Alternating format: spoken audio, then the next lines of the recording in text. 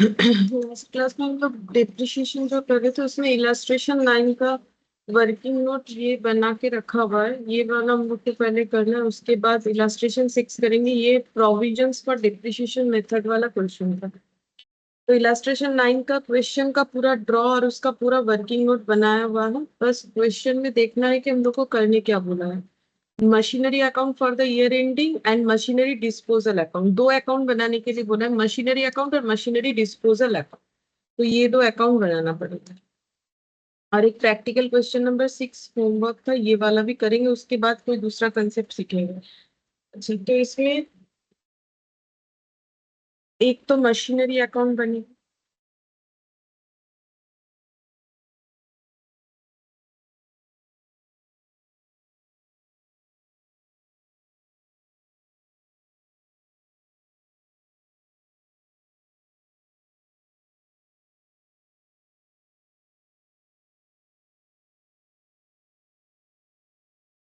और एक machinery disposal.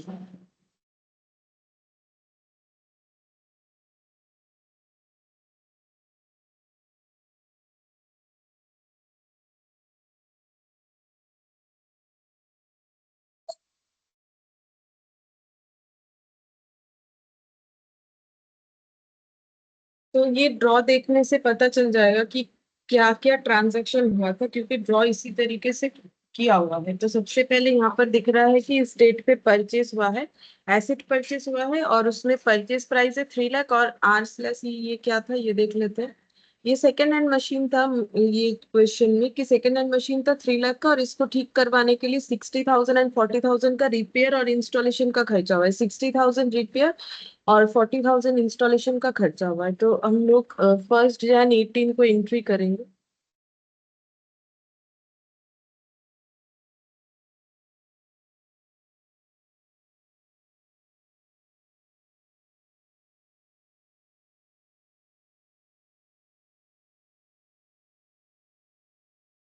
1 Jan 18 to bank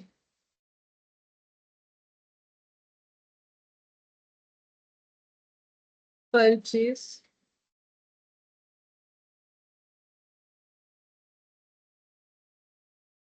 to bank repair to bank installation.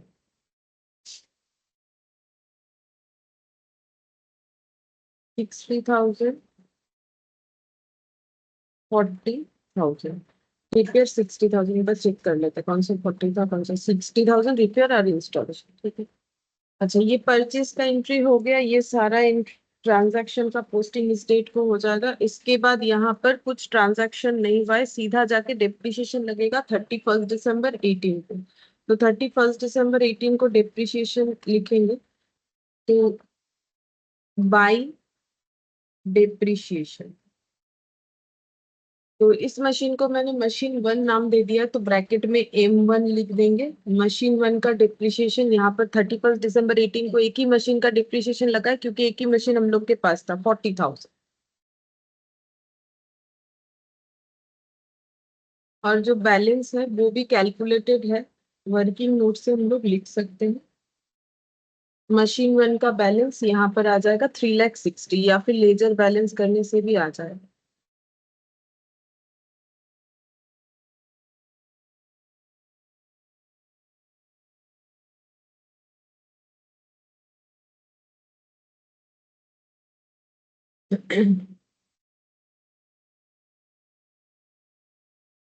ये brought down होगा 1/1/19 को टू बैलेंस बीडी 3,60,000 का मशीन अभी हमारे पास पड़ा हुआ।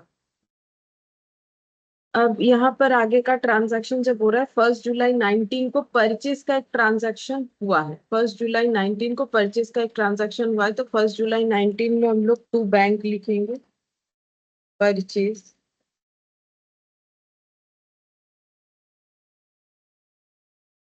ये मशीन 1 का बैलेंस है, यहाँ पर मशीन 2 लिख देंगे। इसको मशीन 2 नाम दिया है मैंने। 2,60,000, 2,60,000। अच्छा, अब इस पे डिप्रिशिएशन लगेगा 31 दिसंबर 19 को, ईयर एंड में। इसके बीच में इसमें कोई ट्रांजैक्शन नहीं। 31 दिसंबर 19 को बाई डिप्रिशिएशन मशीन 1 और machine 2 by balance CT machine 1 और मशीन 2। तो डिप्रिशिएशन मशीन 1 और मशीन 2 का 31 दिसंबर 19 को ये दिख रहा है 40,000, और यहाँ पर हो गया 13,000।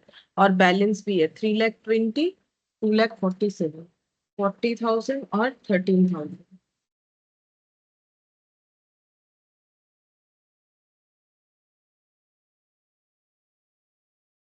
3,20,, 2,70। अब ये क्लोज करने से मैच हो जाएगा, तो यहाँ पर हो जाएगा 6,20,000। अब इसका टोटल भी उतना ही आना चाहिए, फिर भी मिलकर कैलकुलेटर पे देख लेते हैं।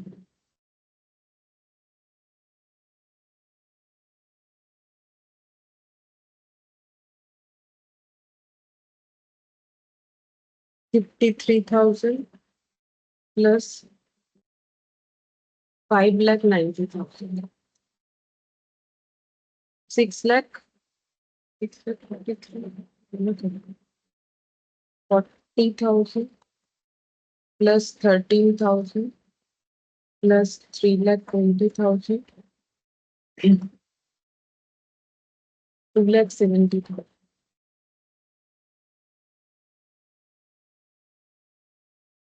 मैंने शायद गलत लिखा है, 2,47, गलती से 70 लिखा, 2,47।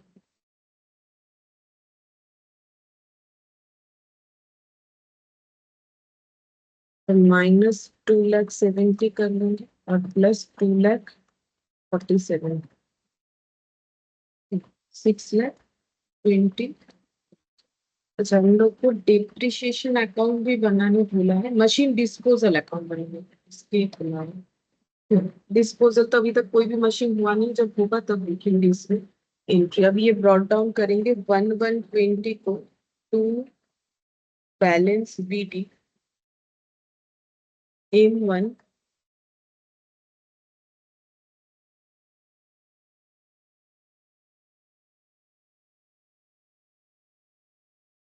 3,20,000 और 2,47,000। यहाँ तक का कंप्लीट हुआ। अब फिर से ईयर स्टार्ट हुआ, तो 1 जुलाई को दो ट्रांजैक्शन दिख रहा है, एक सेल का एक परचेज का। तो 1 जुलाई 20 में परचेज का भी एंट्री होगा।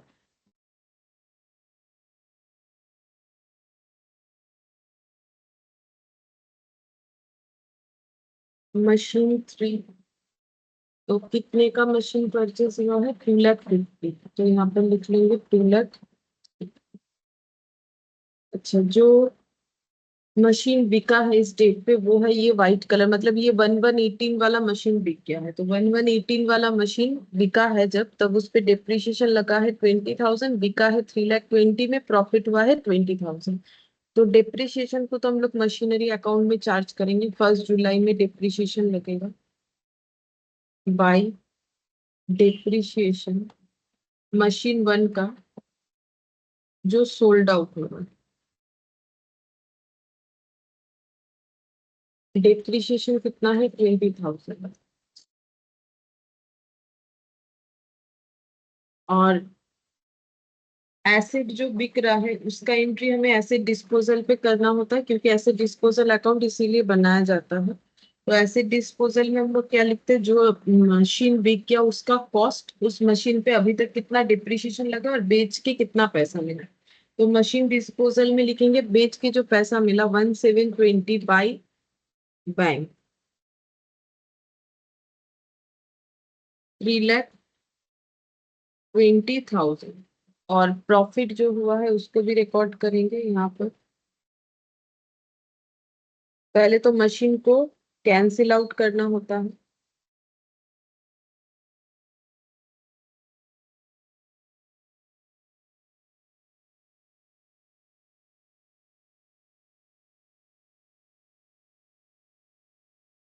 3 लाख वाला मशीन जा रहा है, ठीक है।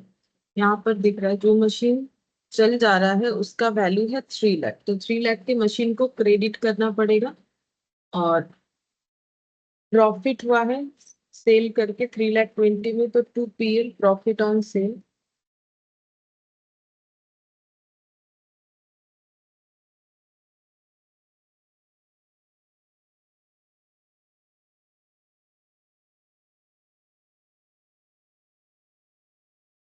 $3,20,000। फिर इसके बाद मशीन बिक गया, उसका ट्रांजैक्शन हो गया। अब 31 दिसंबर 20 में बाकी बचे हुए मशीन पे डिप्रिशिएशन लगेगा, तो 31 दिसंबर 20 बाई मशीन डिस्पोजल एक, अच्छा इस तारीख को तो क्रॉस पोस्टिंग भी होगा, ये नहीं है, ये करने के पहले 1 जुलाई 20 में क्रॉस पोस्टिंग होगा बाई मशीन डिस्पोजल।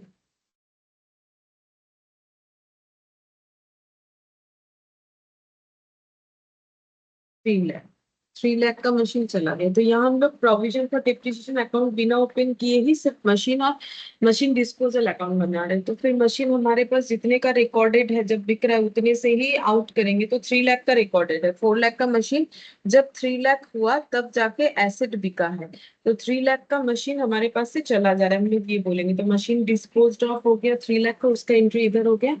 कितने में बिका, कितना प्रॉफिट या लॉस हो, उसका रिकॉर्डिंग डिस्पोजल अकाउंट में हो जाएगा। अब ये मशीन बिक गया, इसके अलावा जो बचे हुए मशीन है उस पे डिप्रिशिएशन लगेगा। बचा हुआ मशीन है M2 और नया मशीन M3, तो ये दोनों पे डिप्रिशिएशन लगेगा 31 दिसंबर 20 को बाई डिप्रिशिएशन M2 M3 और by balance CD M2 M3।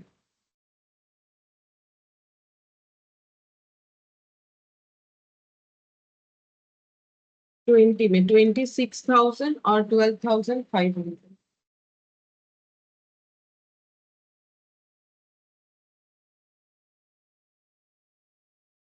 और बचा हुआ वैल्यू 2,21 और 2,37,500।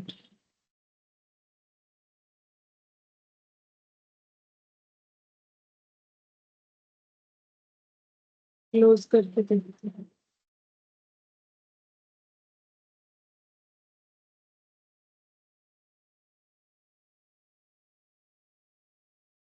3,20,000 plus 2,47,000 plus 3,50,000, 8,17,000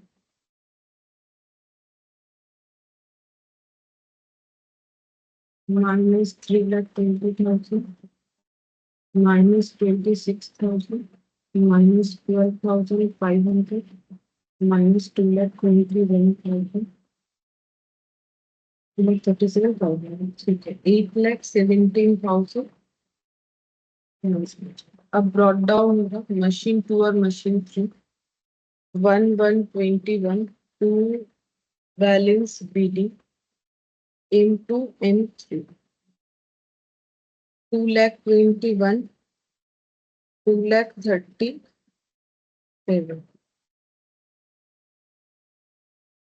2,21 2,37 ये होगी।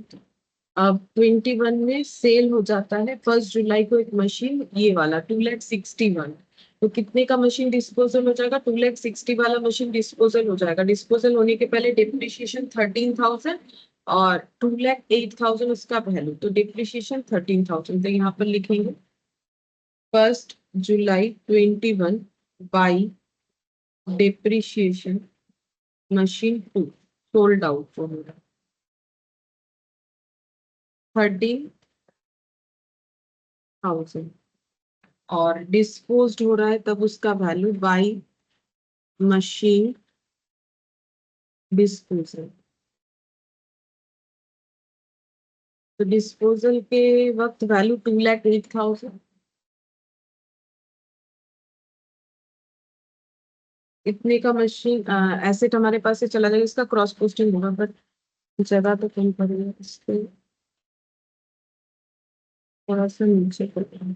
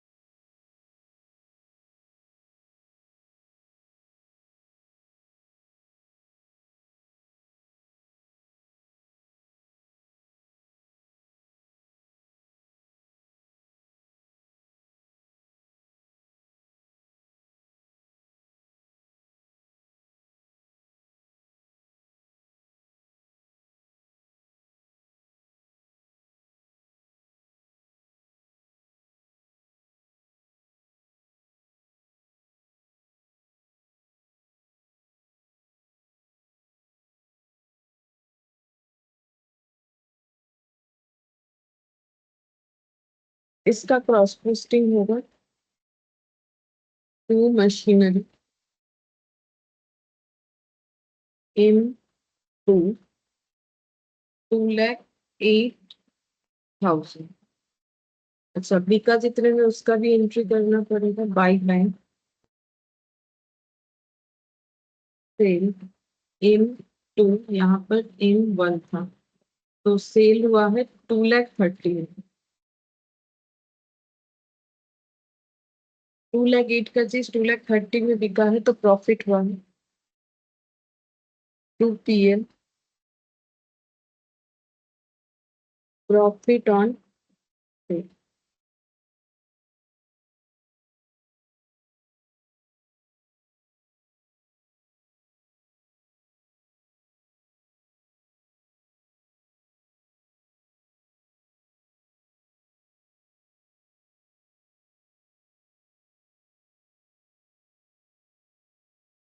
22,000। ये 1 जुलाई तक का सारा ट्रांजैक्शन हुआ, सोल्ड आउट का एंट्री हो गया, प्रॉफिट या लॉस और जो है डिप्रिसिएशन वो भी लग गया। तो 2 मशीन हम लोग के पास से चला गया, बस अब एक ही मशीन बचा हुआ है जिसपे डिप्रिसिएशन 25,000, क्लोजिंग वैल्यू 2,12,500। तो 31 December 2021 by depreciation machine 3 by balance CD machine 25,000, 2,12,500।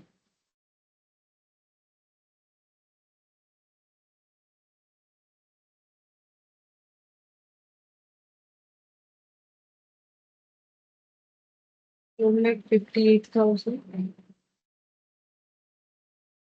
13,000 plus 2,08,000 plus 25,000 plus 2,12,500, 4,50,000।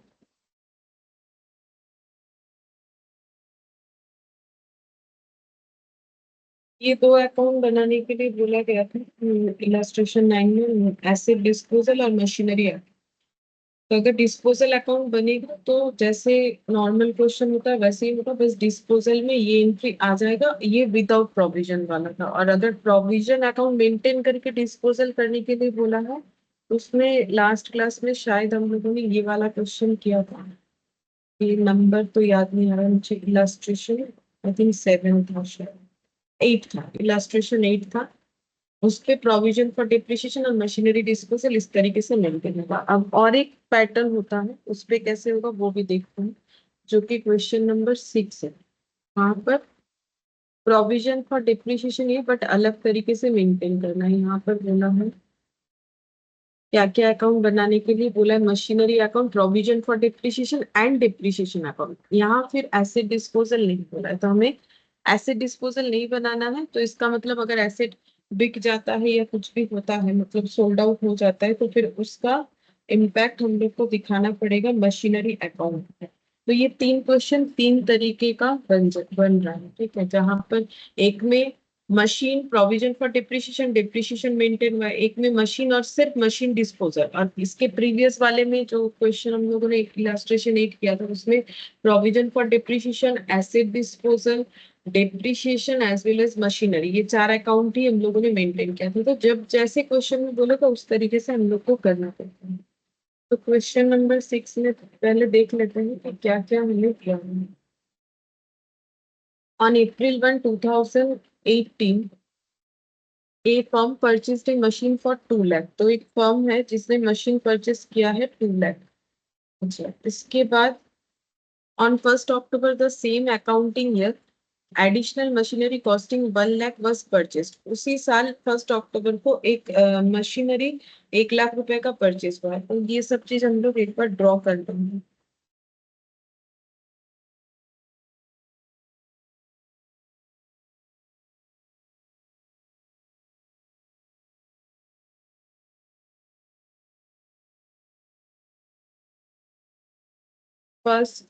April 18,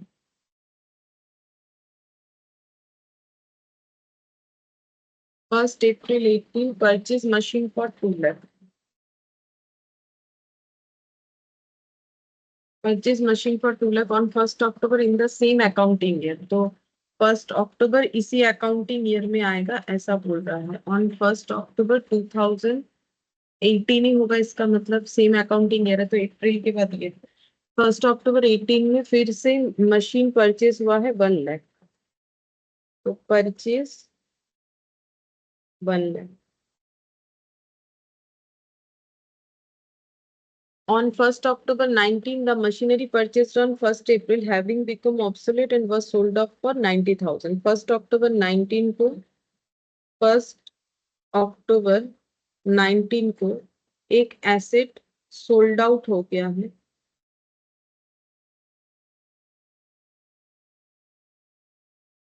90,000 पे, जो परचेज हुआ था 1 October 19 को। सॉरी, 1 October 19 को नहीं, 1 अप्रैल लिखा था शायद। यहाँ पर on 1 October 19 the machinery purchase on 1 April 18। तो 1 April 18 में जो मशीन परचेज हुआ था वो सोल्ड आउट हो गया है 90,000 में 1 October 2019 को। फिर इसके बाद बोला है on October 1, 2020 new machine was purchase for 2,50,000। October 1, 2020 new machine जो है परचेज हुआ है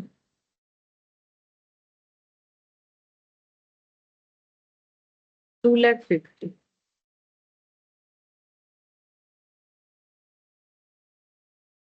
While the machinery purchased on October 1, 18 was sold for 85,000 on the same date। 1 October 18 वाला मशीन, 1 October 18 वाला मशीन इसी डेट पे बिक भी गया। तो इस दिन दो ट्रांजैक्शन हुए, एक परचेज और एक सेल का। तो 1 October 18 was sold for 85,000। तो सोल्ड फॉर 85,000 के बाद बोल रहा है the firm provides depreciation on it's machine 10% पर annum on original cost on 31 March every year. तो डिप्रिसिएशन लगेगा 10% ओरिजिनल कॉस्ट, मतलब एसएलएम 10% एसएलएम मेथड से डिप्रिसिएशन लगेगा, और हर बार 31 मार्च को लगेगा हर साल। तो 31 मार्च, तो ये 1 अप्रैल से इसका 31 मार्च आएगा यहाँ पर। 31 ऑफ मार्च 19, फिर इसके बाद आएगा 31 ऑफ मार्च। तो ये इसमें आ जाएगा 31 ऑफ मार्च यहाँ पर 20, और ये आ जाएगा नेक्स्ट इसके बाद 31 of March 21। So machinery account, provision for depreciation account and depreciation account for of 3 accounting period ending 31 March 2021। तो हमें ये डेटा दे दिया है, हमें अकाउंट बना के देना है। 31 मार्च 2021 3 साल का अकाउंट बना के देने के लिए बोला है। और अकाउंट बनेगा मशीन डेप्रिसिएशन और प्रोविजन फॉर डेप्रिसिएशन। पहले तो वर्किंग नोट बना है।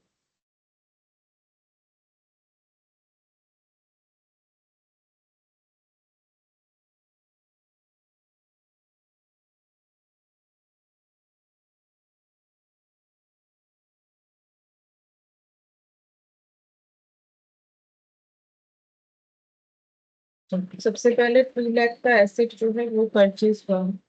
अब इस पे इसके बाद उसी साल 1 अक्टूबर को भी एक एसेट परचेज हुआ, तो यहाँ पर लिख देते हैं, ये M1 दे देते हैं। M2 फिर से कॉस्ट ऑन 1 अक्टूबर 18 में फिर से परचेज हुआ है 1 लाख। और ये सब दोनों पे डिप्रिशिएशन लगने वाला है 31 मार्च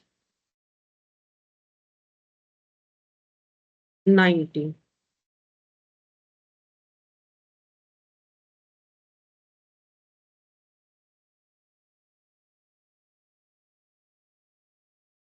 कितने टाइम का डिप्रिशिएशन लगेगा? पहले वाले पे तो पूरे 12 मंथ्स का लग रहा है, और इस पे लगेगा अक्टूबर नवंबर दिसंबर जैन फिर मार्च, 6 मंथ्स।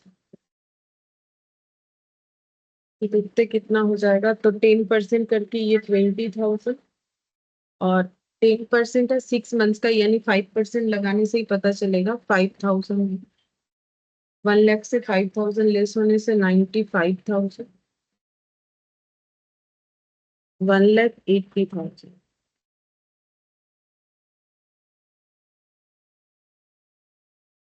इसके बाद 1 अक्टूबर को सोल्ड आउट हो गया है ये वाला मशीन, तो ये मशीन हमारे पास अगले साल 1 अक्टूबर तक ही रहा, तो उतने दिन का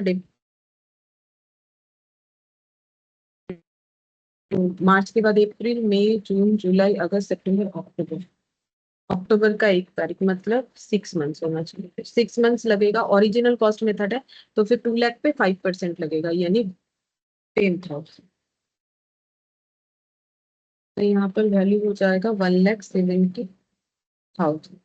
और बिका है 90,000 पे। सेल प्राइस 95,000, तो लॉस है, सॉरी 90 है।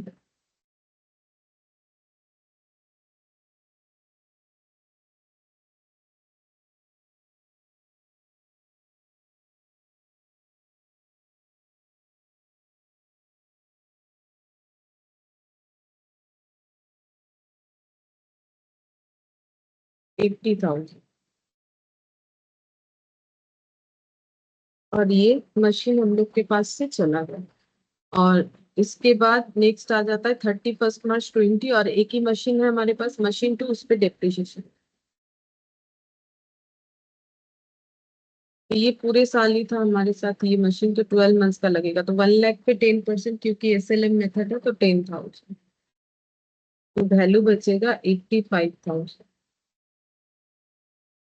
अच्छा, इसके बाद यहाँ पर 31 मार्च 20 तक हो गया। इसके बाद यहाँ पर 1 अक्टूबर को एक मशीन परचेज हुआ है, तो उसको मशीन 3 नाम दे देते हैं।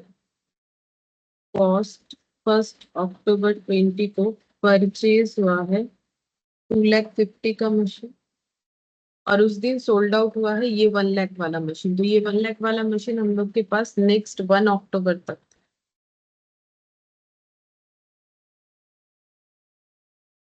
तो मार्च के बाद वही सेम 6 मंथ्स ही लगेगा, अप्रैल मई जून जुलाई अगस्त सितंबर अक्टूबर का 1 तारीख। तो 6 मंथ, 6 मंथ्स का डिप्रिशिएशन लगेगा, 1 लाख पे ही लगेगा, ओरिजिनल कॉस्ट मेथड है, तो 1 लाख पे 6 मंथ्स यानी 5%, 5,000, 80,000। जितने में बिका है सेल प्राइस है 85,000, तो 5,000 का प्रॉफिट है, और ये हो जाएगा क्लोज। 1 अक्टूबर को परचेज हुआ है 2,50,000 का मशीन, और बस ये हम लोग के पास अब पड़ा हुआ है, इस पे डिप्रिशिएशन लगेगा 31 मार्च 2021 तक का। ये 6 मंथ्स का ही हो जाएगा, क्योंकि अक्टूबर से लेके मार्च, तो अक्टूबर नवंबर दिसंबर जैन फिर 6 मंथ्स का हो जाएगा, तो 2,50,000 पे 5% लगाने से ही पता चलेगा कितना है। 12,500।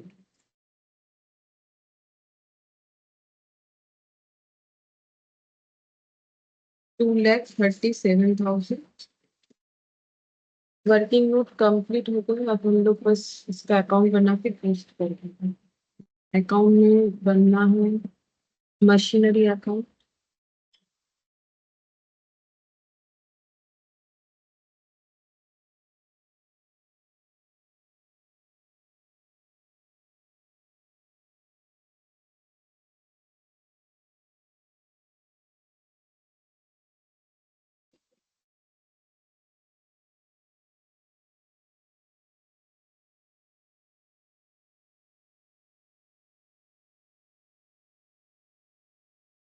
डिप्रिशिएशन अकाउंट बना था इसमें। डिप्रिशिएशन अकाउंट और provision for depreciation.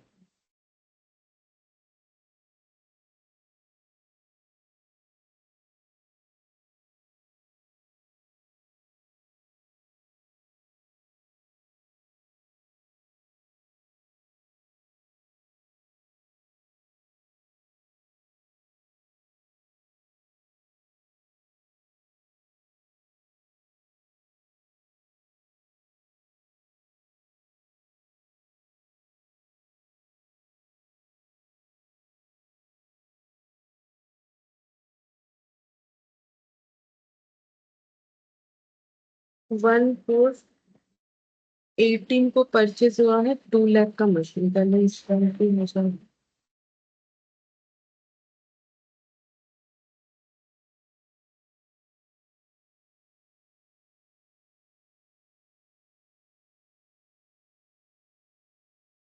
To lakh का मशीन परचेज हुआ है, फिर 110/18 को 1 लाख।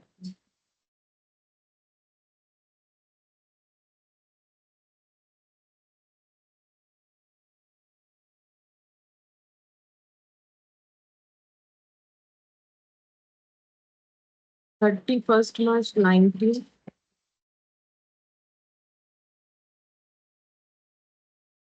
बाई। यहाँ पर डिप्रिशिएशन नहीं लिख सकते क्योंकि provision for depreciation account maintain करना है। Provision for depreciation account maintain करने से एंट्री होता है। यहाँ पर मैंने लास्ट क्लास में एक छोटा सा एग्जांपल से समझाया था। ये एंट्री होता है कि depreciation to provision for depreciation, फिर पीएल टू डिप्रिशिएशन, ये एंट्री किया जाता है। तो ये डिफरेंसेस बताया था मैंने। प्रोविजन फॉर डिप्रिशिएशन अकाउंट जब हम लोग मेंटेन करते हैं तो एसेट पे डिप्रिशिएशन डायरेक्टली नहीं लग के प्रोविजन अकाउंट में चला जाता है। तो एंट्री होता है depreciation account debit to provision for depreciation. तो डिप्रिशिएशन अकाउंट में लिखना पड़ेगा टू प्रोविजन फॉर डिप्रिशिएशन। तो पहला 31 मार्च 2019 को लगेगा to provision for depreciation machine 1 और मशीन 2। तो डिप्रिशिएशन दोनों पे लग रहा है 20 और 5,000। मशीन 1 पे 20 और इस पे 5,000। और इसका cross posting provision for depreciation में हो जाएगा बाय डिप्रिशिएशन बोल के।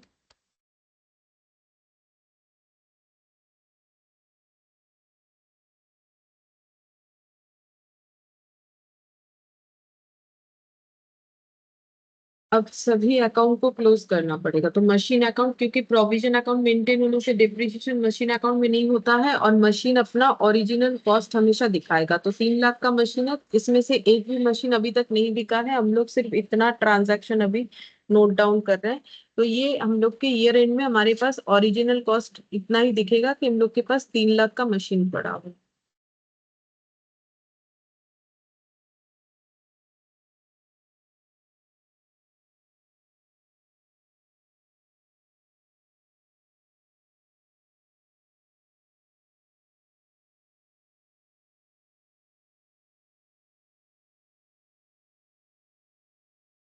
थ्री लाख का मशीन पड़ा हुआ है। ओरिजिनल कॉस्ट यही बता रहा है कि हम लोग के पास 3 लाख का मशीन है और उस पर डिप्रिशिएशन कितना लगा है वो देखना है। तो हमें प्रोविजन फॉर डिप्रिशिएशन अकाउंट देखना चाहिए कि टोटल 25,000 इधर डिप्रिशिएशन अकाउंट में भी दिख जाएगा, टोटल 25,000। अब ये दोनों अकाउंट भी क्लोज होगा। तो डिप्रिशिएशन तो पीएल में क्लोज होता है, तो यहाँ पर हो जाएगा बाई पीएल 25,000 और ये अकाउंट क्लोज हो जाएगा। और प्रोविजन फॉर डिप्रिशिएशन अकाउंट को बैलेंस बोल के क्लोज करना पड़ेगा लेजर को 31 मार्च 2 balance sheet CD M1 into 20,000, या फिर हम लोग टोटल भी लिख सकते हैं 25,000। 25,000, इससे ये पता चल रहा है दोनों मशीन्स पे अब तक इतना इतना डिप्रिशिएशन लगा है। अब सभी अकाउंट को रीओपन यानी कि ब्रॉट डाउन हो जाएगा। 1419 टू बैलेंस BD M1 इन 2 लाख 1 लाख, यहाँ भी ब्रॉट डाउन होगा। सिर्फ डेप्रिसिएशन में नहीं होगा क्योंकि इसका कोई बैलेंस नहीं है, ये PL में ट्रांसफर हो गया, ये ब्रॉट डाउन होगा। 1419 by balance BD M1 into 20,000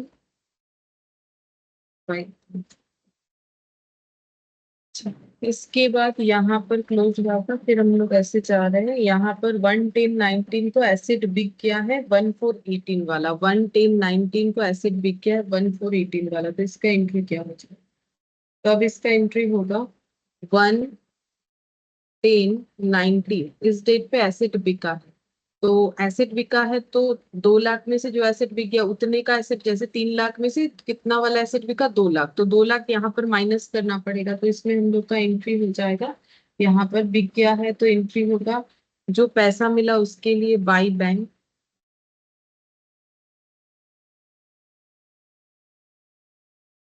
कितना पैसा मिल रहा है 90,000।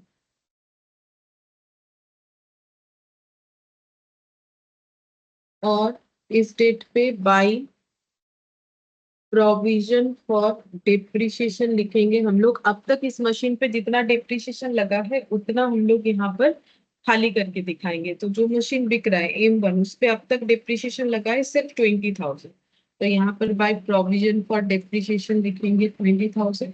और एसिड बेच के लॉस हुआ है, कितना लॉस हुआ है?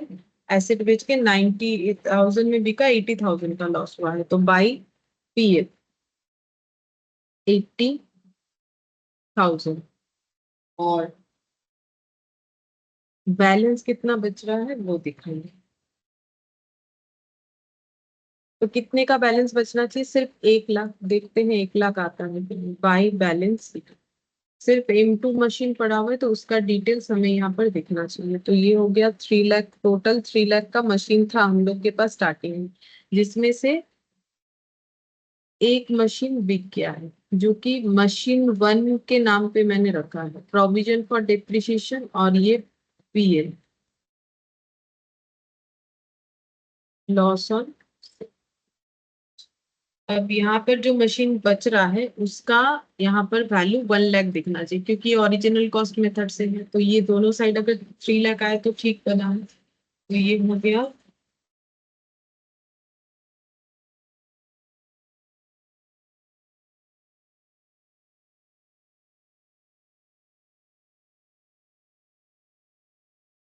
अच्छा। यहाँ पर ये वाला डिप्रिशिएशन भी चार्ज होगा, ये 10,000 है, ठीक है, तो ये 30,000 होना चाहिए।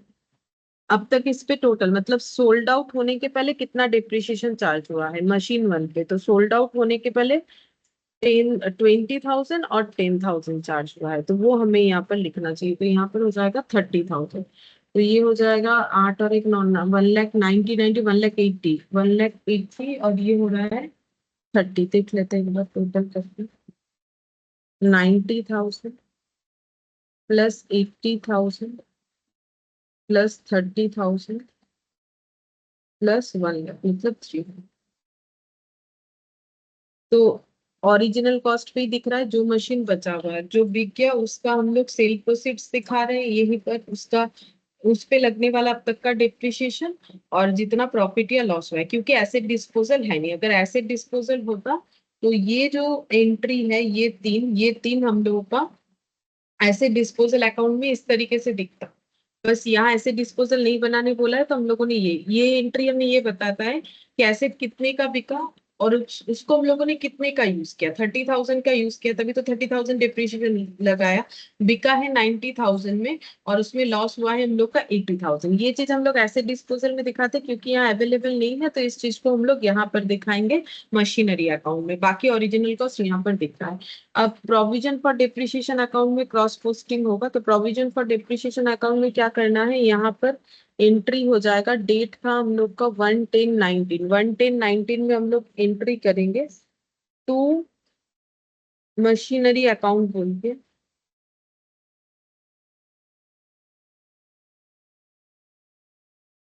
टू मशीनरी अकाउंट यहाँ पर 30,000, और यहाँ डिप्रिशिएशन भी चार्ज करके दिखाना पड़ेगा। तो यहाँ पर हम लोग का 20,000 और 25,000 था, और इस बार डिप्रिशिएशन लगा 1/10/19 को, वो तो रिकॉर्ड करना पड़ेगा बाय डिप्रिशिएशन अकाउंट। तो 1/10/19 को डिप्रिशिएशन लगा है 10,000 का मशीन वन पे, तो यहाँ पर आ जाएगा 10,000। और इसका मतलब मशीन वन पे अब तक 30,000 का डिप्रिशिएशन लगा है, जो हमें खाली कर देना है, क्योंकि ये अकाउंट हमें ये दिखाता है कि जो मशीन हमारे साथ कैरी ऑन हो रहा है उसका डिप्रिशिएशन कितना है, और जो चला जाएगा उसका हमें आउट करके दिखाना है। तो M1 का टोटल इतना डिप्रिशिएशन लगा अप टू 1 अक्टूबर तक, जब से परचेस हुआ था तब से, और अभी हमें वो आउट कर देना है, क्योंकि वो मशीन अब हमारे पास नहीं रहेगा। तो ये हम लोग यहाँ पर आउट करके दिखा रहे हैं कि कितना चला जा रहा है। तो 20,000 और प्लस 10,000, 30,000 चला जा रहा है। और यहाँ पर डिप्रिशिएशन लगेगा 31 मार्च 20 को डिप्रिशिएशन लगेगा, जो मशीन बचा हुआ है उस पे डिप्रिशिएशन लगेगा, यानी मशीन टू पे डिप्रिशिएशन लगेगा। तो 31 मार्च 20 को कितना डिप्रिशिएशन लग रहा है, तो 10,000 का डिप्रिशिएशन लगेगा। 31 मार्च 20 को लगेगा 10,000 का डिप्रिशिएशन। अब डिप्रिशिएशन अकाउंट में ये दोनों का क्रॉस पोस्टिंग करना पड़ेगा, तो यहाँ पर हो जाएगा 1/10/19 को एक एंट्री होगा, और एक होगा 31 मार्च 20 को। तो एक हो जाएगा to provision for depreciation machine one, to provision for depreciation machine two. तो मशीन वन का है 10,000, मशीन टू का भी है 10,000, दोनों का ही 10,000। अब ये दोनों क्लोज हो जाएगा पीएल में। तो यहाँ पर डेट में लिखा है मैंने 31 मार्च 19, 31 मार्च 20। Profit and loss account 20।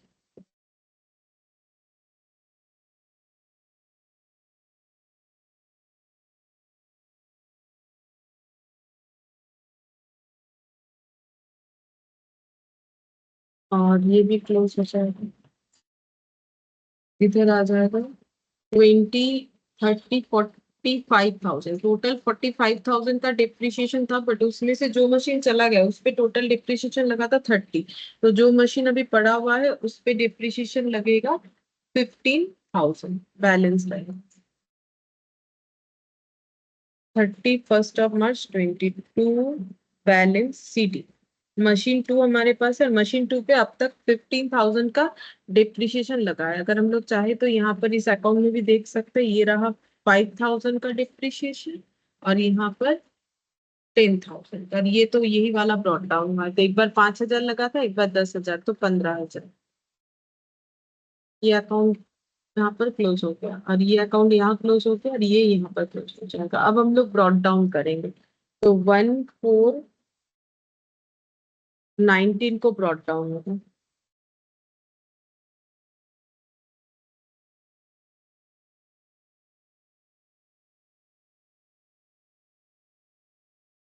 To balance BT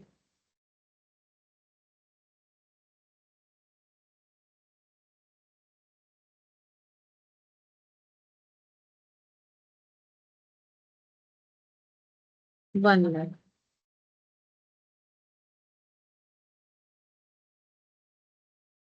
अच्छा, अभी हम लोगों ने लिखा है 1/10/19 तक, मतलब ये 31 मार्च 20 तक हुआ है हम लोग का ट्रांसैक्शन। ये 31 मार्च, 1/4 20, 1420 में मशीन का बैलेंस है ये वाला 1420। अब इसके बाद 1 अक्टूबर में परचेज हुआ है, सेल भी हुआ है, तो 1 अक्टूबर को परचेज हुआ है वो एंट्री करेंगे।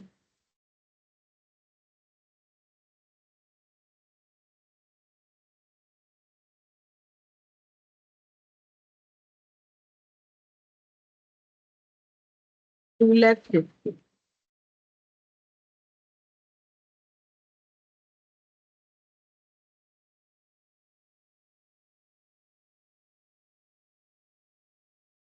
अच्छा, अब यहाँ पर सेल भी हुआ है तो सेल का एंट्री होगा। तो सेल हुआ है 1 अक्टूबर 20 को ही, तो जो मशीन सेल हुआ है उस पे लगने वाला अब तक का डिप्रिशिएशन है 5000। तो डिप्रिशिएशन का एंट्री होगा depreciation to provision for depreciation, तो डिप्रिशिएशन में हो जाएगा टू प्रोविजन फॉर डिप्रिशिएशन।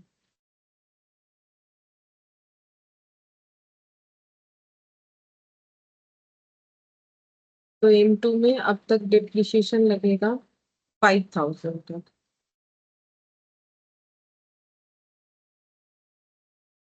और प्रोविजन फॉर डिप्रिशिएशन में क्रॉस पोस्टिंग करेंगे उसके पहले ब्रॉट डाउन करना पड़ेगा।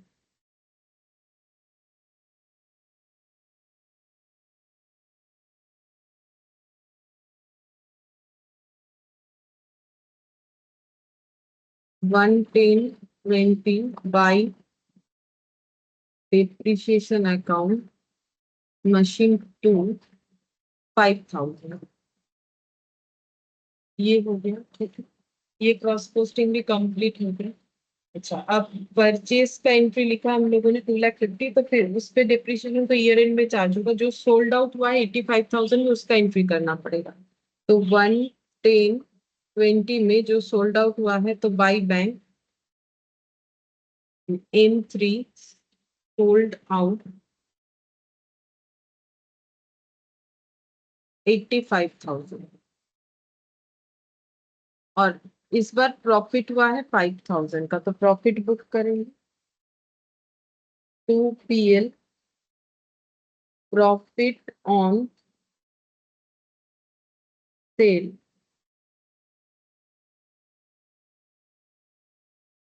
5000। और यहाँ पर वो प्रोविजन अकाउंट में जिस मशीन को बेच दिया जा रहा है उसका सारा का सारा डिप्रिशिएशन हमें कैंसिल आउट करना पड़ेगा खरीदने से लेके अब तक का। तो टोटल डिप्रिशिएशन खरीदने से लेके अब तक का हो रहा है जो मशीन बिक रहा है उसका 20,000। ये रहा मशीन टू का 15 और 5, तो इसका एंट्री हो जाएगा 11021, सॉरी 11022 मशीनरी अकाउंट M2। अब तक टोटल डिप्रिशिएशन लगा है 20,000, वो कैंसिल आउट हो जाएगा। वो हम लोग वर्किंग नोट में भी देखेंगे तो दिख जाएगा 20,000। ये रहा 5,000, 10,000, 5,000, तो 5, 5, 10, 10, 10, 20।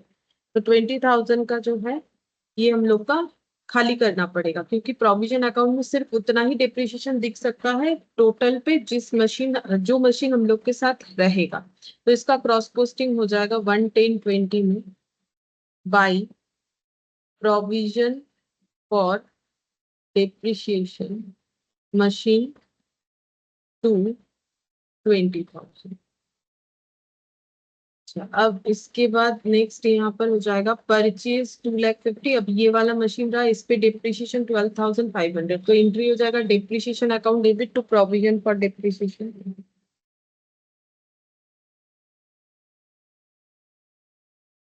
To provision for depreciation 12,500। तो प्रोविजन फॉर डिप्रिशिएशन में क्रॉस पोस्टिंग हो जाएगा बाई डिप्रिशिएशन।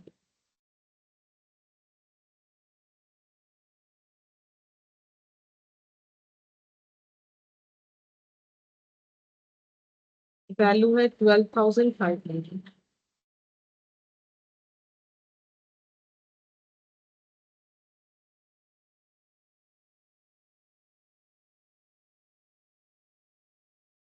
सब एक एक करके अकाउंट क्लोज करना पड़ेगा। सबसे पहले ये वाला अकाउंट क्लोज करेंगे। तो 31 मार्च 2021 पे हम लोग के पास सिर्फ एक ही मशीन दिखेगा जो कि है मशीन 3। ये 2 लाख 50,000 पे यहाँ दिखेगा जो इसका ओरिजिनल कॉस्ट है, और दोनों साइड मैच करने से मैच हो जाएगा। 3,55,000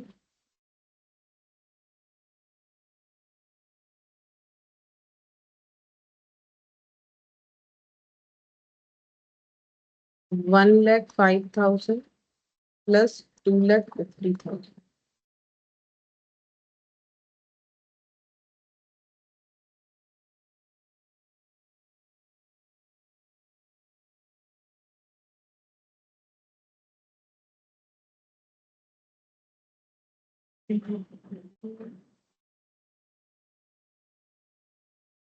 बाई बैंक 85 और ये 2,50,000।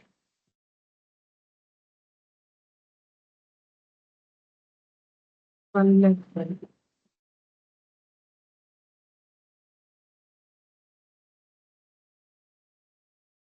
3,50,000।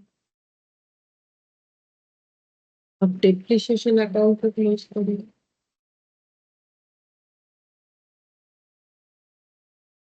यहाँ पर टोटल हो जाएगा 17,500 by PL account 17,500 provision for depreciation account 32,500 to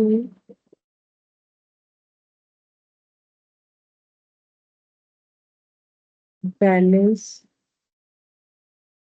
CD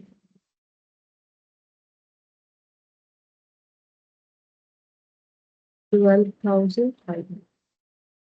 machine 3 जो है उस पे जो डिप्रिशिएशन है वही सिर्फ हम लोगों को दिखेगा, क्योंकि वही मशीन हमारे साथ कंटिन्यू कर रहा है, बाकी दो बिक गया और उसका टोटल डिप्रिशिएशन दिखता है अप टू परचेज से लेके जब तक का अकाउंट बनता है। तो इस पे तो एक ही बार लगा था 12,500, तो वही दिख रहा है। तो प्रोविजन का यहाँ पर तीन तरीके का क्वेश्चन था, तीनों ही हुआ हम लोग। ये था क्वेश्चन नंबर 6। इसके बाद देखते हैं कौन सा क्वेश्चन।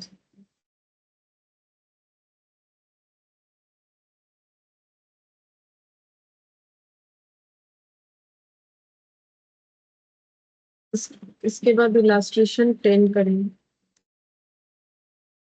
जो कि चेंज इन मेथड पे बेस्ड है।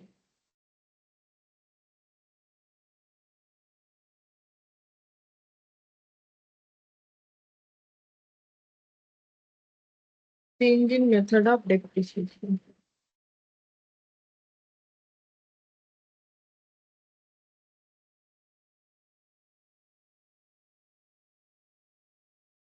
तो कभी कभी ऐसा होता है कि हम लोग एक मेथड यूज कर रहे हैं, लाइक एसएलएम यूज कर रहे हैं, और फिर हम लोग उस डब्ल्यूडीबी पे शिफ्ट हो गए। तो ऐसे नहीं हो सकते कि जब कोई ऑर्गेनाइजेशन का मन हुआ वो शिफ्ट कर लिया, ऐसा नहीं होता। उस पर वैलिड रीजन होता है, तभी जाके मेथड को जो है चेंज किया जाता है। बट चेंज करने पे क्या अकाउंटिंग ट्रीटमेंट होगा वो हमें यहाँ पर मेनली सीखना है।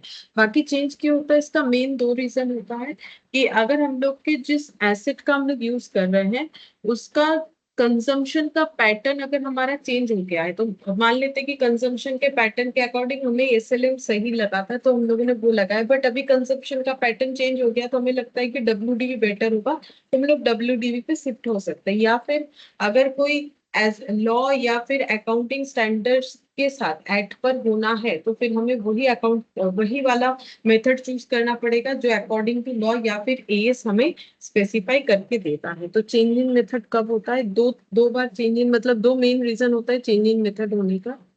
Significant change in expected pattern of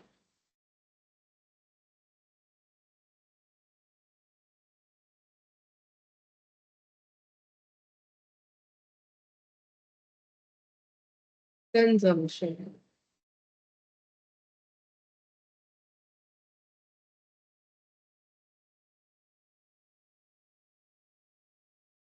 compliance with AS and law।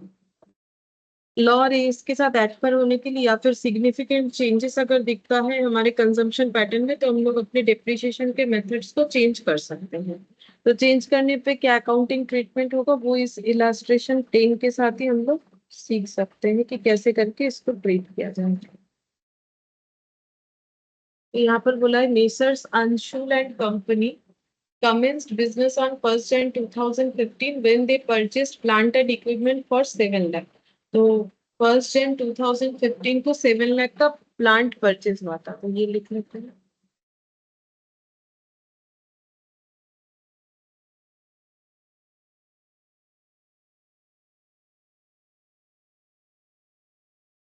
7 lakh का प्लांट परचेज हुआ था। When they purchased plant and equipment for 7 lakh, they adopted a policy of charging depreciation at 15% per annum on diminishing balance basis over the years their purchase of plant have been। तो अभी तक ये लोग जो method use कर रहे थे depreciation का वो है WDV method 15% per annum rate पे। तो डेप्रिशिएशन का जो मेथड यूज हो रहा है 15% पर एनम WDV पे ये लोग ये मेथड यूज करते हैं अपने एसेट्स को डिप्रिशिएट करने के लिए। अच्छा, अब बोला है कि ओवर द इयर्स इन्होंने जो जो मशीन्स परचेज किए हैं उसका कुछ डिटेल्स दिया है। जैसे 1116 में 1,50,000 का मशीन, 1116 में 1,50,000 का मशीन।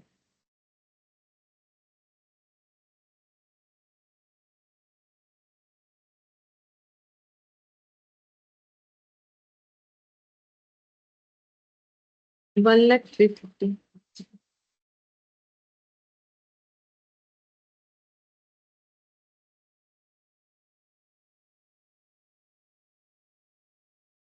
1,50,000 का मशीन, 1119 में 2 लाख का मशीन।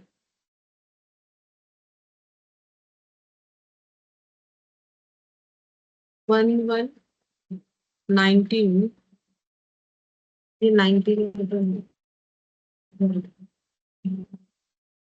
1119 में ये 16, ये हो जाएगा 1117, ये 1118, 1119 में परचेज हुआ है 2 लाख का मशीन। फिर इसके बाद on 1119 it was decided to change the method and rate of depreciation to straight line basis। तो 1119 में चेंज कर दिया गया है मेथड, डिसीजन लिया गया है SLM पे शिफ्ट हो जाए।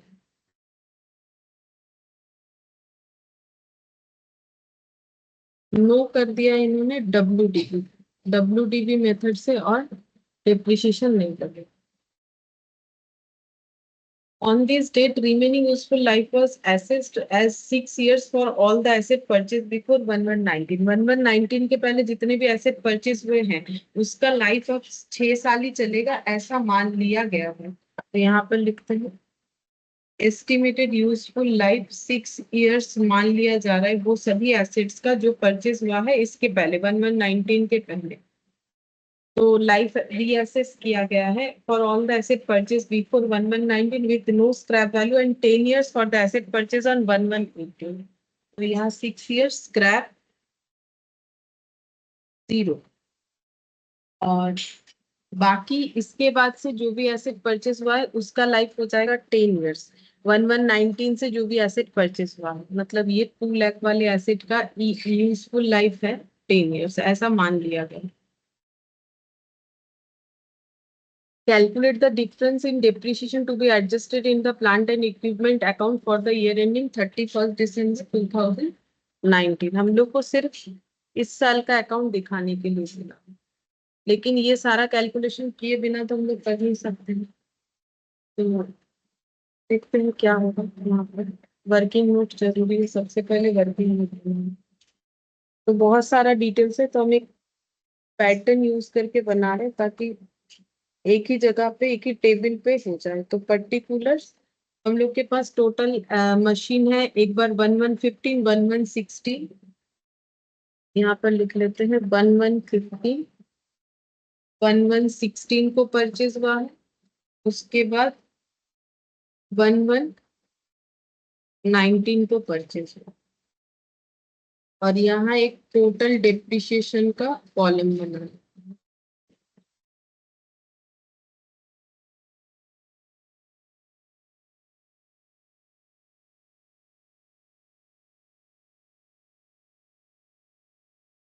तो सबसे पहले डिप्रिशिएशन लगेगा, क्योंकि ये सब करे कैलेंडर ईयर है, पता ही चल रहा है क्वेश्चन से। तो इस तरीके से डिप्रिशिएशन लगे। सबसे पहला डिप्रिशिएशन लगेगा 31 दिसंबर 15। तो यहाँ पर लिखेंगे 2015 को डिप्रिशिएशन लगेगा। 2015 में कितना डिप्रिशिएशन होगा? तो जो एसेट परचेज हुआ था उसका कॉस्ट था 7 लाख।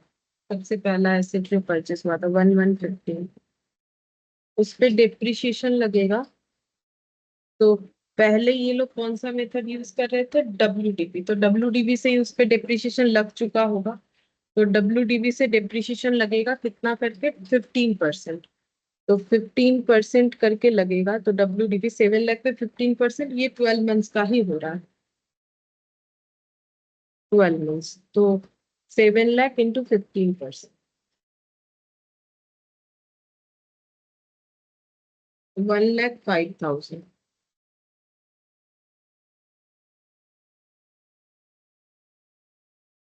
माइनस 7 लाख, 5,95,000। तब ये दोनों मशीन पे कोई डिप्रिसिएशन नहीं लगेगा। तो 31 दिसंबर 2025 को डिप्रिसिएशन लग रहा है सिर्फ 1,05,000। नेक्स्ट परचेज हुआ है 1116 को। तो 2016 कॉस्ट 1,50,000 का मशीन परचेज हुआ है। 1116 तो 1,50,000 का मशीन परचेज हुआ है, इस पे डिप्रिसिएशन लगेगा। तो 15% डब्ल्यूडीबी पे डिप्रिसिएशन लगेगा।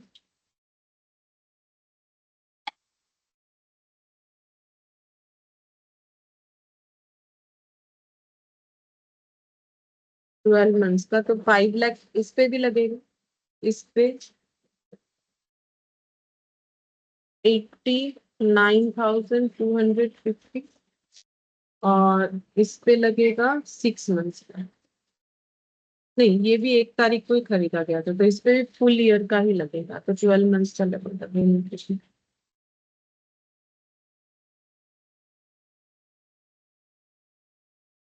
12 month, 1,50,000 into 15%,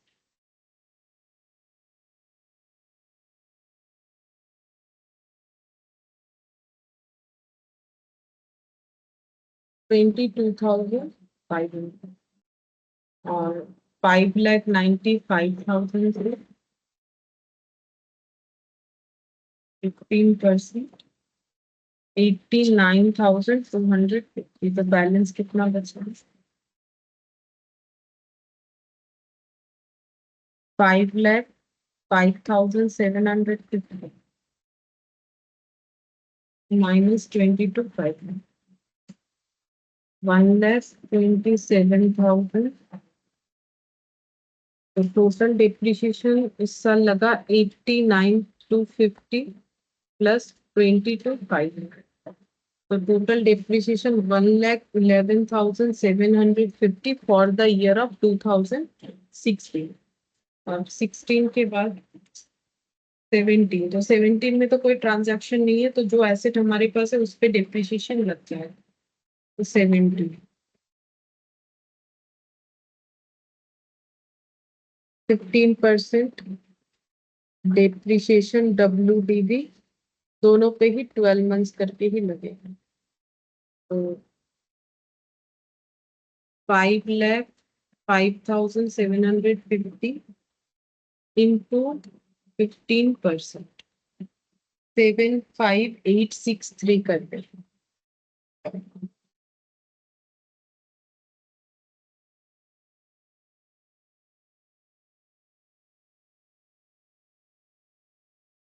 seven zero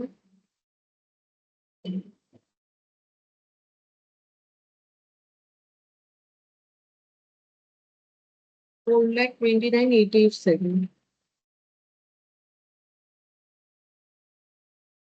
1,27,500 into 15%, 19,125, minus 127,500, 1,08,375। तो दोनों साल ये दोनों टाइम पे डिप्रिशिएशन हो जाता है 75863 इस साल, और 19,125 दूसरे वाले मशीन का, तो 94,980, 94,988 डिप्रिशिएशन फॉर द ईयर 2017। अब 2018 में भी डिप्रिशिएशन लग जाए एज इट इज। तो 2018 15% डिप्रिशिएशन WDV मेथड, और यहाँ पर भी लग जाएगा 12 मंथ्स। तो अभी भी हम लोग का WDV मेथड ही चल रहा है, 429,887 इंटू 15%, 64,400, 64,483,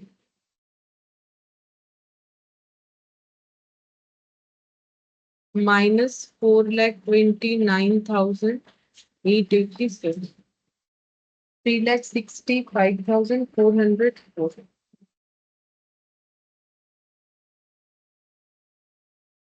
108,375 into 15%.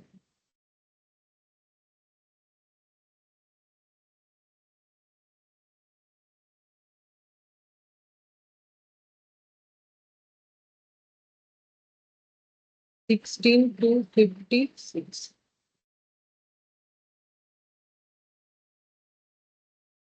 92,118. 119.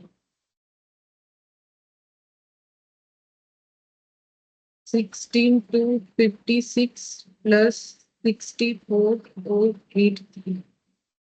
807,39.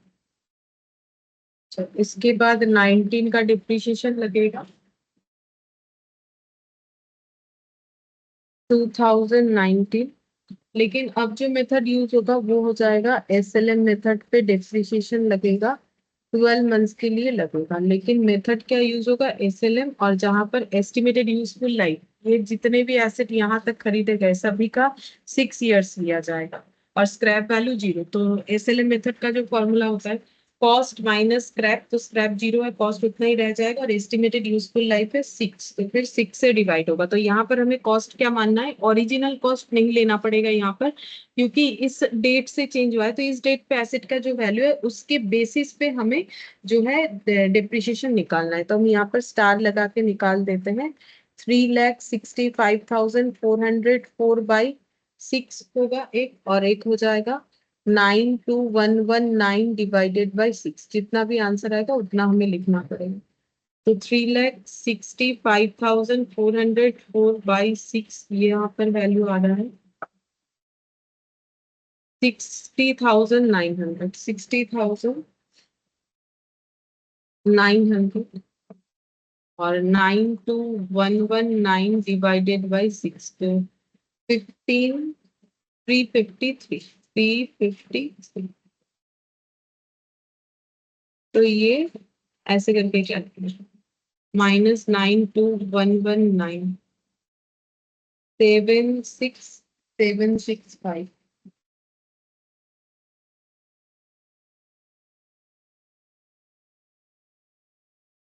365,404 minus 60,009, 3,04,000।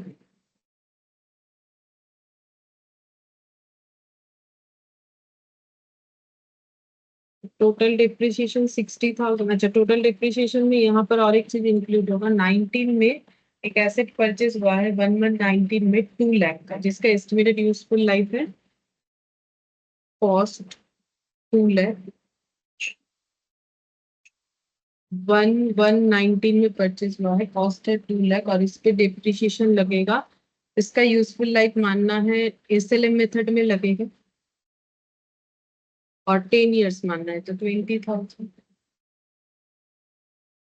तो 1,80,000। तो डिप्रिशिएशन लग जाएगा 69,000 प्लस 15,353 प्लस 20,000। 96,253। 96,253 हम लोग को अकाउंट बनाने के लिए बोला गया है ओनली 1119। तो ये तो एक लाइन का बनेगा, बना लेते हैं।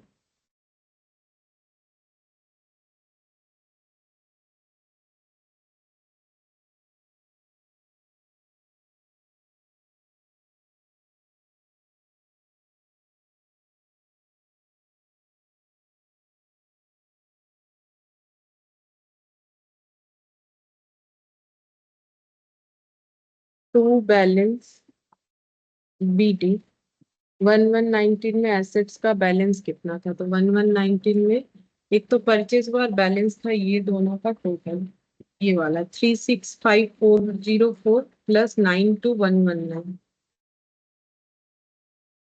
365404 प्लस 92,119, 4,57,523।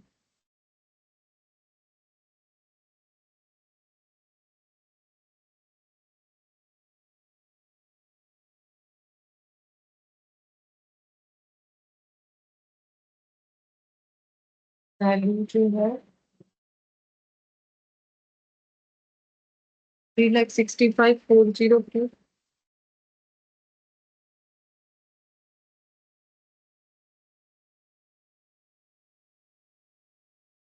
92,119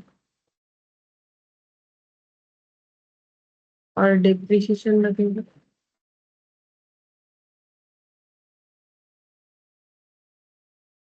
19 का टोटल डिप्रिसिएशन अभी कैलकुलेट के 96,253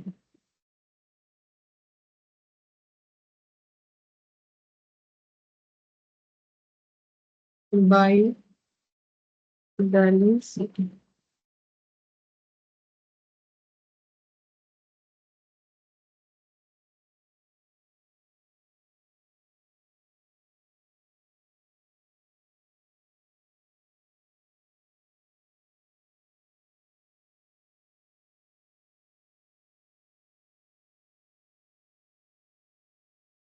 बैलेंस होगा 3,61,000। अच्छा, एक एसेट परचेज भी हुआ था 1119 में। टू बैंक परचेज 2 लाख, ये 6 लाख, 6,57,000।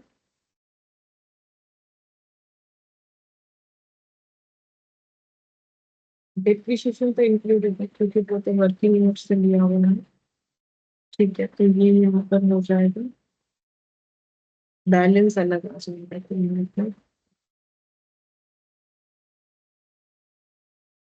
6,57,523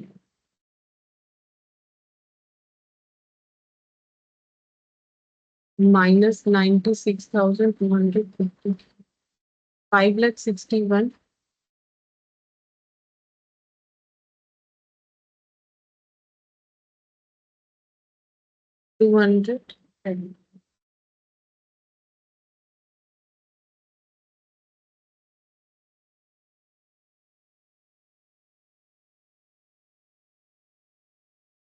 तो इसमें हम लोग को इतना ही बनाने के लिए बोला गया था।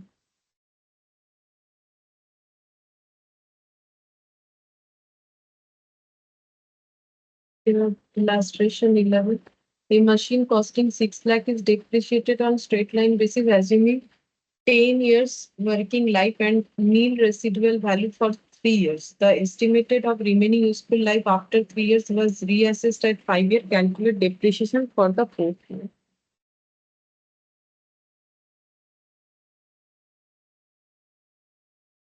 तो ये एक छोटा सा क्वेश्चन है, इसमें बोला है कि एक मशीन 6 लाख रुपीज से परचेज हुआ था जिसका डिप्रिशिएशन एसएलएम पे लग रहा था, 10 साल का इसका लाइफ था।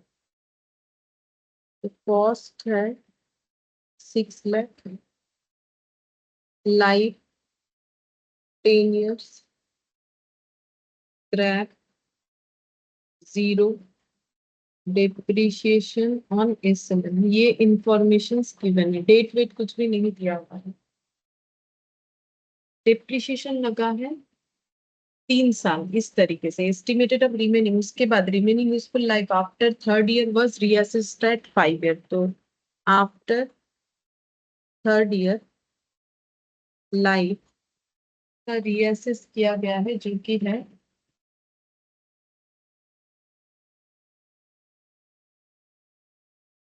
5 ईयर्स। फोर्थ ईयर का डेप्रिसिएशन कितना है ये पूछा है, डेप्रिसिएशन फॉर फोर्थ ईयर। तो क्वेश्चन है डेप्रिसिएशन फॉर फोर्थ ईयर। इस क्वेश्चन को पहले हम ड्रॉ कर देते हैं।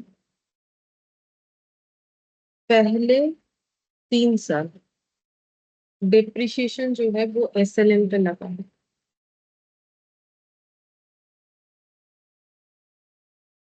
तो कॉस्ट था 6 लाख और एस्टिमेटेड यूजफुल लाइफ था अगर 10 ईयर और स्क्रैप अगर था 0, तो डेप्रिसिएशन हो जाएगा 6 लाख बाई 10 यानी 60,000। 60,000, 60,000, 60,000। और उसके बाद डेप्रिसिएशन जो है वो लगेगा फोर्थ ईयर का, हम लोग को पूछा है, मतलब इसके बाद डेप्रिसिएशन कितना होगा। तो इसके बाद यहाँ पर पूछ रहा है डेप्रिसिएशन कितना होगा। तो अभी मेथड जो यूज होगा वो हम लोग का मेथड सेम है, एसएलएम ही है, बट लाइफ चेंज हो गया है। तो नॉर्मली यहाँ पर बुक वैल्यू एसेट का कितना हुआ वो हमें सबसे पहले देखना है। तो 6 लाख का एसेट का अभी वैल्यू कितना है, क्योंकि उसी पे हमें लगाना है। जैसे यहाँ पर इस वाले क्वेश्चन में हम लोगों ने देखा था कि ये एसेट का यूज होते होते एसेट का वैल्यू आ चुका है 3,65,400 पर। अब इस पे जैसा डेप्रिसिएशन लगेगा वैसा हम लोगों ने लगा दिया है। तो यहाँ पर 6 लाख, 6 लाख यहाँ पर हो जाएगा 60,000 इंटू,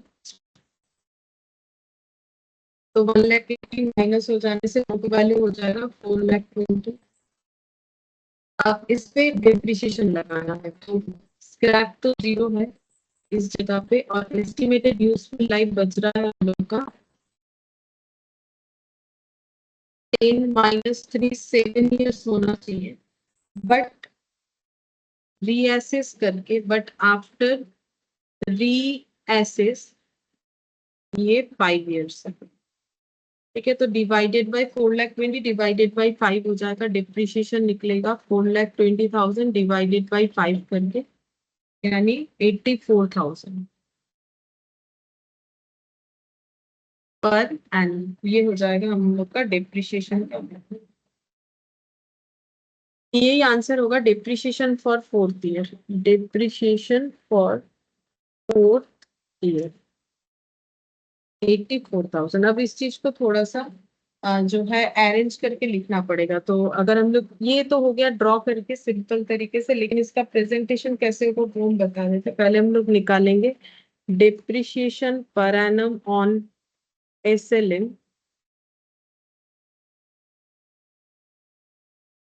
फॉर 3 ईयर्स, ये भी लिख देते हैं for 3 years. 6 lakh divided by 10 यानी 60,000 per annum.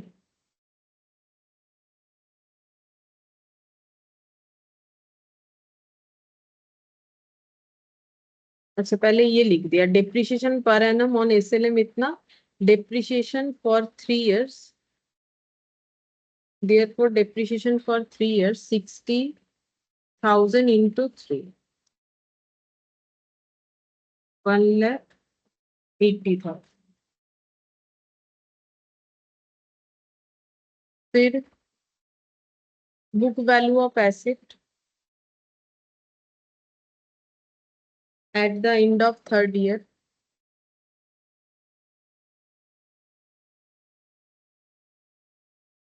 6 lakh minus 1,80,000, 4,20,000। Remaining useful life as per previous estimation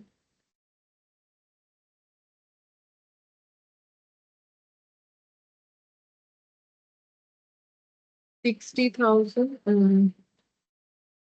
नहीं, सॉरी, रिमेनिंग ये हो जाएगा 10 - 3 7 years. Remaining useful life after revised estimation या फिर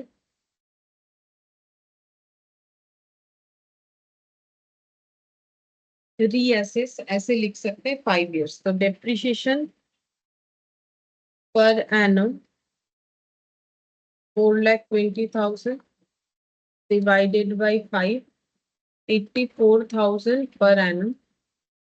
Therefore, depreciation for 4th year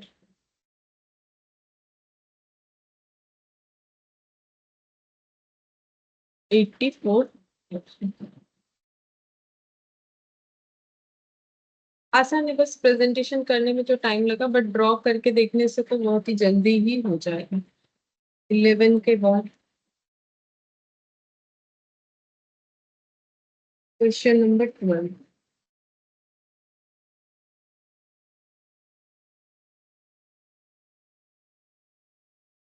A machine of cost 12 lakh is depreciated straight line assuming 10 years working life and zero residual value for 3 years. तो पहले ये 3 साल का depreciation निकाल देते हैं. Depreciation per annum on SLM is rupees 12 lakh divided by 10 years.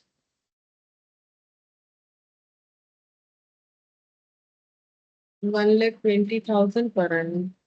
Therefore, depreciation for 3 years is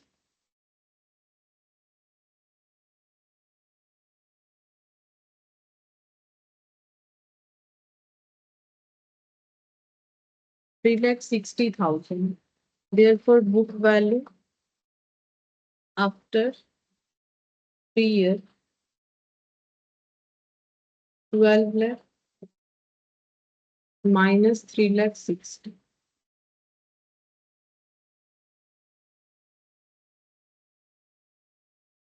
8 lakh 40.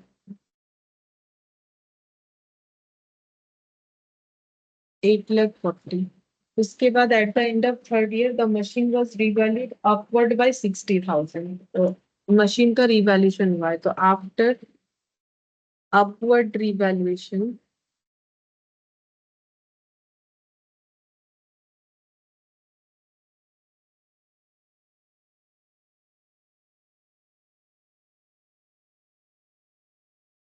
book value of machine B 8,40,000 plus 60,000. Upward हुआ है तो वैल्यूएशन में एडिशन हो जाएगा. तो रिवैल्यूएशन के बाद एसेट का वैल्यू हो चुका है 9 लाख 3 इयर्स के एंड में. The remaining useful life reassessed at 9 years. Remaining useful life reassessed 9 years. So depreciation per annum will be 9 lakh divided by 9, 1 lakh per annum. Rupees 1 lakh per annum. Depreciation for 4th year. Depreciation for 4th year.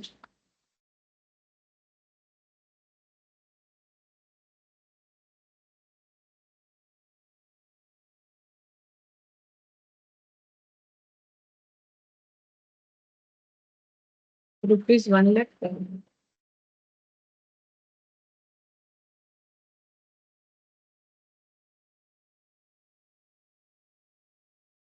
Illustration 13.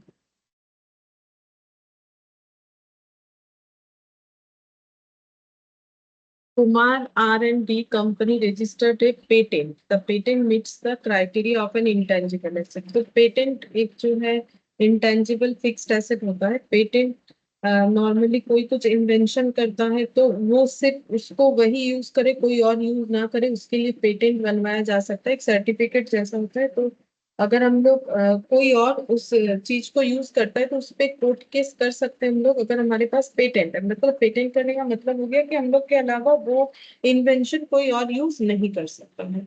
जिसका cost है 28 lakh and spent 2 lakh towards legal fees, क्योंकि patent बनवाना पड़ता है, registration वगैरह करवाना पड़ता है. तो पेटेंट 28 लाख और 2 लाख मिला के पेटेंट का वैल्यू हो चुका है, इसका मतलब 30 लाख. तो यहाँ पर लिख लेते हैं पहले वैल्यू ऑफ पेटेंट. पेटेंट का वैल्यू कितना हो गया? Value of patent 28 lakh, cost plus 2 lakh legal charges, legal expense and registration. तो ये हो जाएगा 30 लाख. पेटेंट का कॉस्ट हो गया है 30 लाख. और बोला है कि the patent is granted for a period of 10 years. तो लाइफ, पेटेंट का लाइफ जो है वो है 10 years.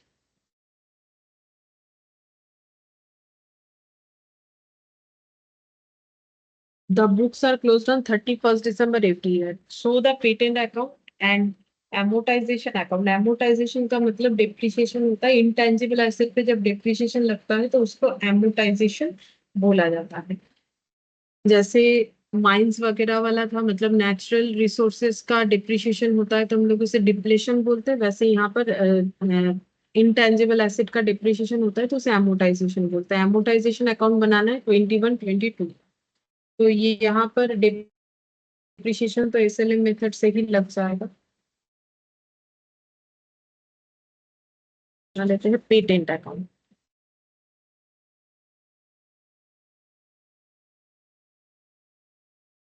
तो परचेज कब किया गया है? 1 जुलाई 2021 to bank purchase 28 lakh to bank legal expense 2 lakh.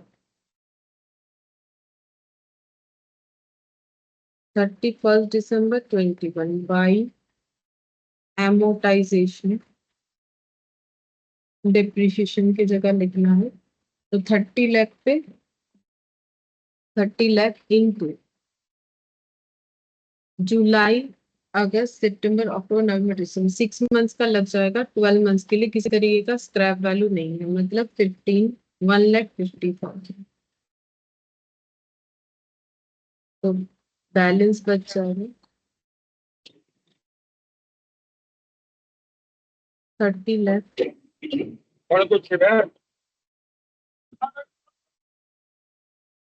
Minus 1,50,000.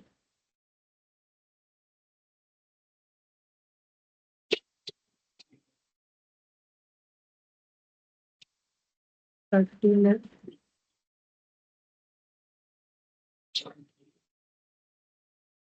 28,50,000.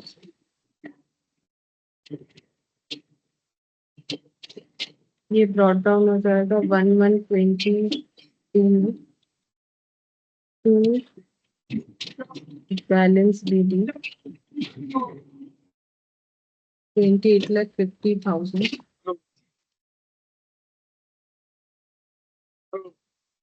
By amortisation. अब तो पूरे साल का लगेगा तो 30 लाख डिवाइडेड बाई 12. রাজমতি মাল আছে, রাজমতি মাল আসছে বুঝলেন তো তোমার জন্য ওই কাঁচা পাকা লেবু হবে 900 টাকা দাম পড়বে বুঝলেন তো. হ্যাঁ হ্যাঁ এখানে তো আমাদের আছে খাতে ফুটে রয়েছে, ওদের রাস্তায় যে টিকিট হচ্ছে তো এসে তো কাঁচা পাকা লেবু বুঝলেন. সেখানে আমরা তো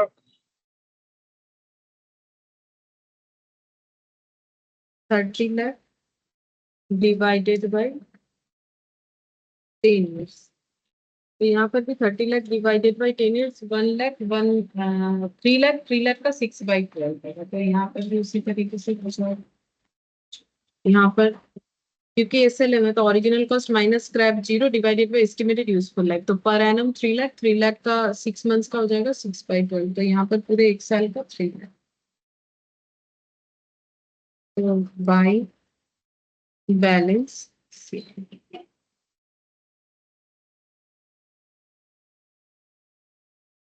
28,50,000 minus 3 lakh, तो 25,50,000।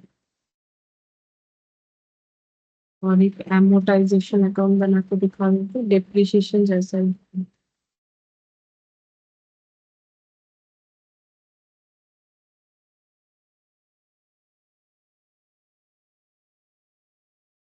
31 December 2021 to patent 1,50,000 by PL.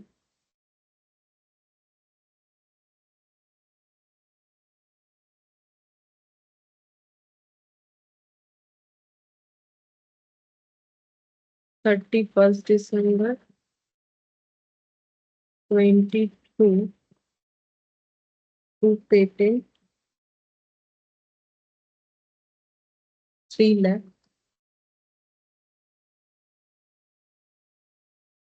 by PL.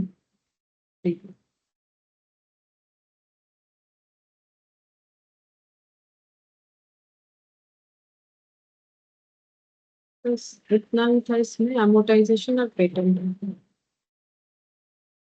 और एक छोटा क्वेश्चन कर सकता हूँ, इलास्ट्रेशन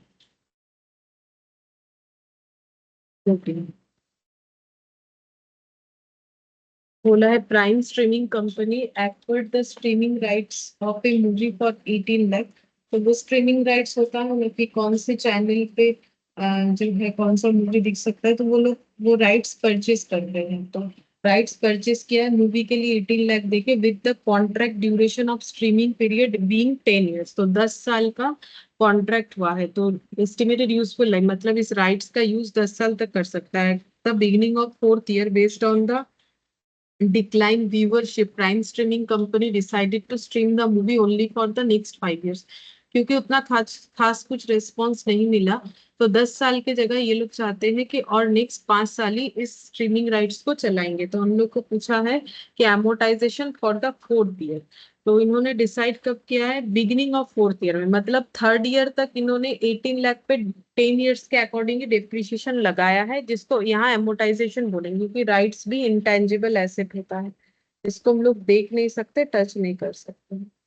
तो यहाँ पर एमोटाइजेशन पर ईयर यानी कि पर एनम 18 लाख का राइट्स था और 10 साल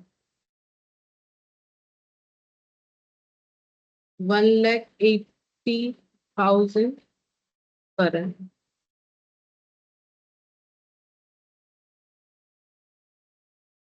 Amortization on SLM charged for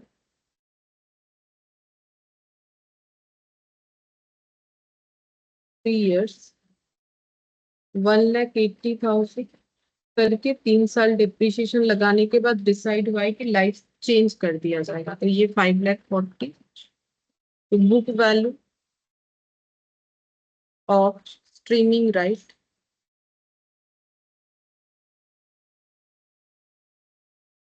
is at the end of is लिखने का फिर जरूरत है, at the end of 3rd year is 18 lakh 5,40,000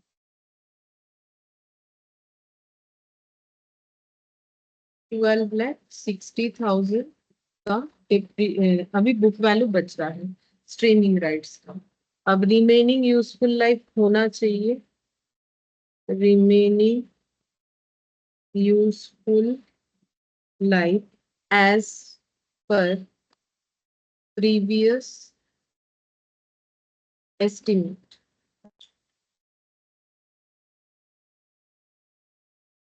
As per previous estimate, 10 minus 3, 7 years. But remaining useful life as per new estimate is 5 years.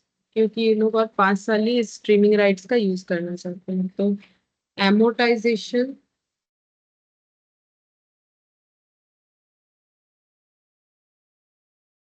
on 4th year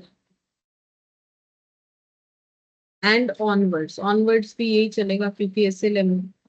तो 12,60,000 book value of asset, scrap कुछ भी नहीं है तो minus scrap नहीं कर सकते, divided by estimated useful life जो कि अभी 5 इयर्स है, तो 5 से डिवाइड करने से 12,60,000 डिवाइडेड बाय 5, तो 2,52,000 पर एनम, 2,52,000 पर एनम, ये हो जाएगा आंसर।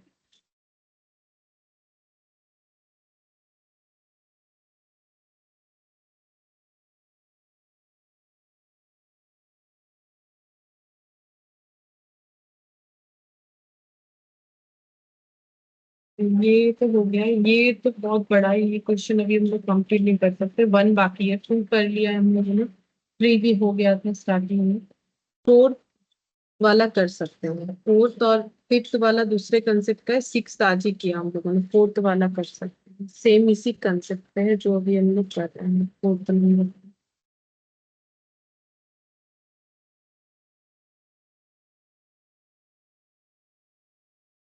4th नंबर में बोला है a machine costing 20 lakh is depreciated on straight line assuming 10 years working life and nil salvage value for 4 years, तो यहाँ पर लिखेंगे depreciation per annum कॉस्ट है 20 lakh divided by 10 years।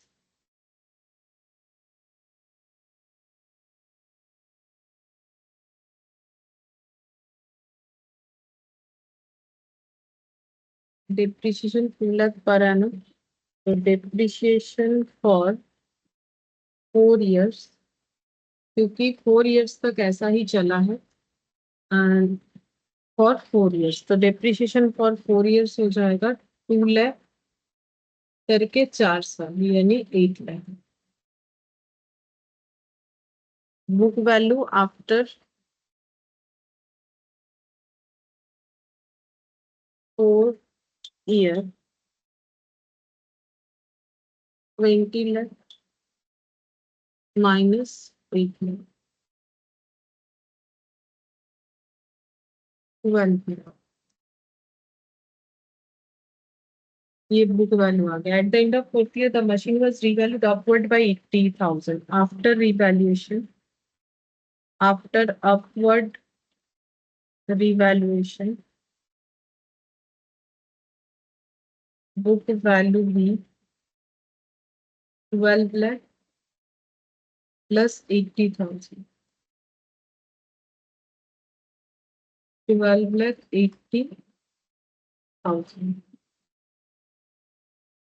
The remaining useful life of the machine was also reassessed at 8 years. The remaining useful life 8 years reassess किया गया है at the end of 4th year। यहाँ पे लिख लेते हैं remaining useful life as per previous estimate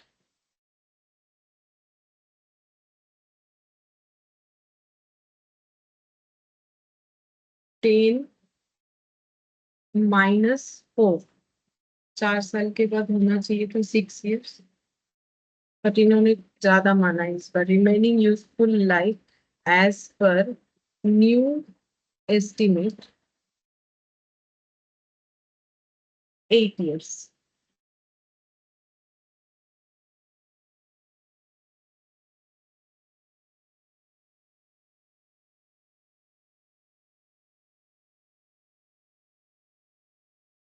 Hence, depreciation for fifth year B. Depreciation पूछा है fifth year. Depreciation for fifth year B. 12,80,000 divided by 8 years.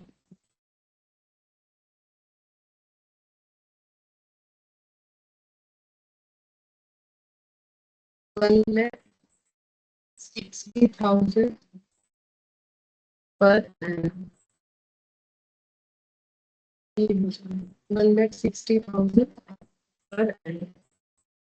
तो यहाँ पे 6 हो गया, सिर्फ यहाँ से 5 करना पड़ेगा, जो कि अलग एक कंसेप्ट पे ही है. 1 और 5 बाकी है, बाकी ऊपर जितने भी क्वेश्चन है वो हो गया है. 1 और क्वेश्चन नंबर 5, बट 5 करवाने के लिए जो कंसेप्ट है वो पहले हमें सीखना पड़ेगा. और इधर से हम लोग का एमसीक्यू बाकी है. तो ये एमसीक्यू हो जाएगा, ये बता देते हैं. नेक्स्ट क्लास में जो है ट्रू फॉल्स ये हम लोग देखेंगे. तो यहाँ पर बोला है कि ओरिजिनल कॉस्ट है 12,60,000, salvage value 0, life 6 years, depreciation पर first year under sum of year digits method. तो sum of year digits method में पहले हम लोग को निकालना पड़ता है टोटल डेप्रिसिएशन. जब सैल्वेज 0 है तो टोटल डेप्रिसिएशन हम लोग का 12,60,000 ही आएगा. अब 12,60,000 इनटू डिवाइडेड बाई हो जाता है 6 प्लस जितना सम ऑफ ईयर्स डिजिट होगा, सारे डिजिट्स का टोटल 6 + 5 + 4 + 3 + 2 + 1. और डिप्रिसिएशन फॉर फर्स्ट ईयर, तो फर्स्ट ईयर में लाइफ कितना दिख रहा है, बचा वाला है 5 साल इंक्लूडिंग द करेंट ईयर. तो यहाँ पर 6 बाई इतना हो जाएगा. तो 6 + 5 + 4 + 3 + 2 + 1, तो ये हो गया 21. तो 6 डिवाइडेड बाई 21 इंटू 12,60,000, ये आ रहा है 3,60,000, यानी ऑप्शन ए आंसर होगा. तो ये 3,60,000. ऐसा तो हम लोगों ने, मैंने एक एग्जांपल दिया था, काफी सारे क्वेश्चंस, एक क्वेश्चन था वो किया था और आंसर ये आया. ऑब्सोलेसेंस ऑफ डेप्रिशिएशन एसेट में बी कॉज्ड बाय. तो ऑब्सोलेसेंस जब होता है डेप्रिशिएबल एसेट पे, वो क्यों होता है, टेक्नोलॉजिकल चेंजेस के कारण, improvement in production method, change in market demand for the product और सर्विस आउटपुट, लीगल और अदर रिस्ट्रिक्शंस. तो आंसर क्या होगा. तो यहाँ पर देखा जाए तो चारों बात ही सही है कि डेप्रिसिएशन टेक्नोलॉजिकल चेंजेस के कारण भी लग जाता है, इंप्रूवमेंट इन प्रोडक्शन मेथड पे भी लग जाता है. तो इसका मतलब ओनली 1 अबव नहीं होगा, बोथ 1 और 2 नहीं होगा. तो मेरे हिसाब से तो ये सभी आंसर्स होने चाहिए. देखते हैं ऐसा कोई ऑप्शन है कि नहीं. सी, ऑल 1, 2, 3 एंड 4. हाँ, 1, 2, 3 एंड 4, क्योंकि ये सभी कारण है जिस वजह से हमारा डेप्रिसिएशन लग सकता है. तो आंसर हो जाएगा 2 का ऑप्शन सी. इसके बाद थर्ड नंबर पे बोला है the number of production of similar units expected to be obtained from the use of an asset by an enterprise is called. तो जितना प्रोडक्शन मिल रहा है, the number of production of similar units expected to be obtained from the use of an asset by an enterprise, जो जितना time use करके उस asset से हमें प्रोडक्शन मिलेगा, उस लाइफ को हम लोग क्या बोलते हैं, उस लाइफ को हम लोग बोलते हैं यूजफुल लाइफ. क्योंकि यूनिट लाइफ ऐसा हम लोगों ने कुछ नहीं पढ़ा है, प्रोडक्शन लाइफ भी नहीं पढ़ा है, एस्टिमेटेड यूजफुल लाइफ होता है. तो यहाँ सिर्फ यूजफुल लाइफ लिखा है तो वही बोलेंगे.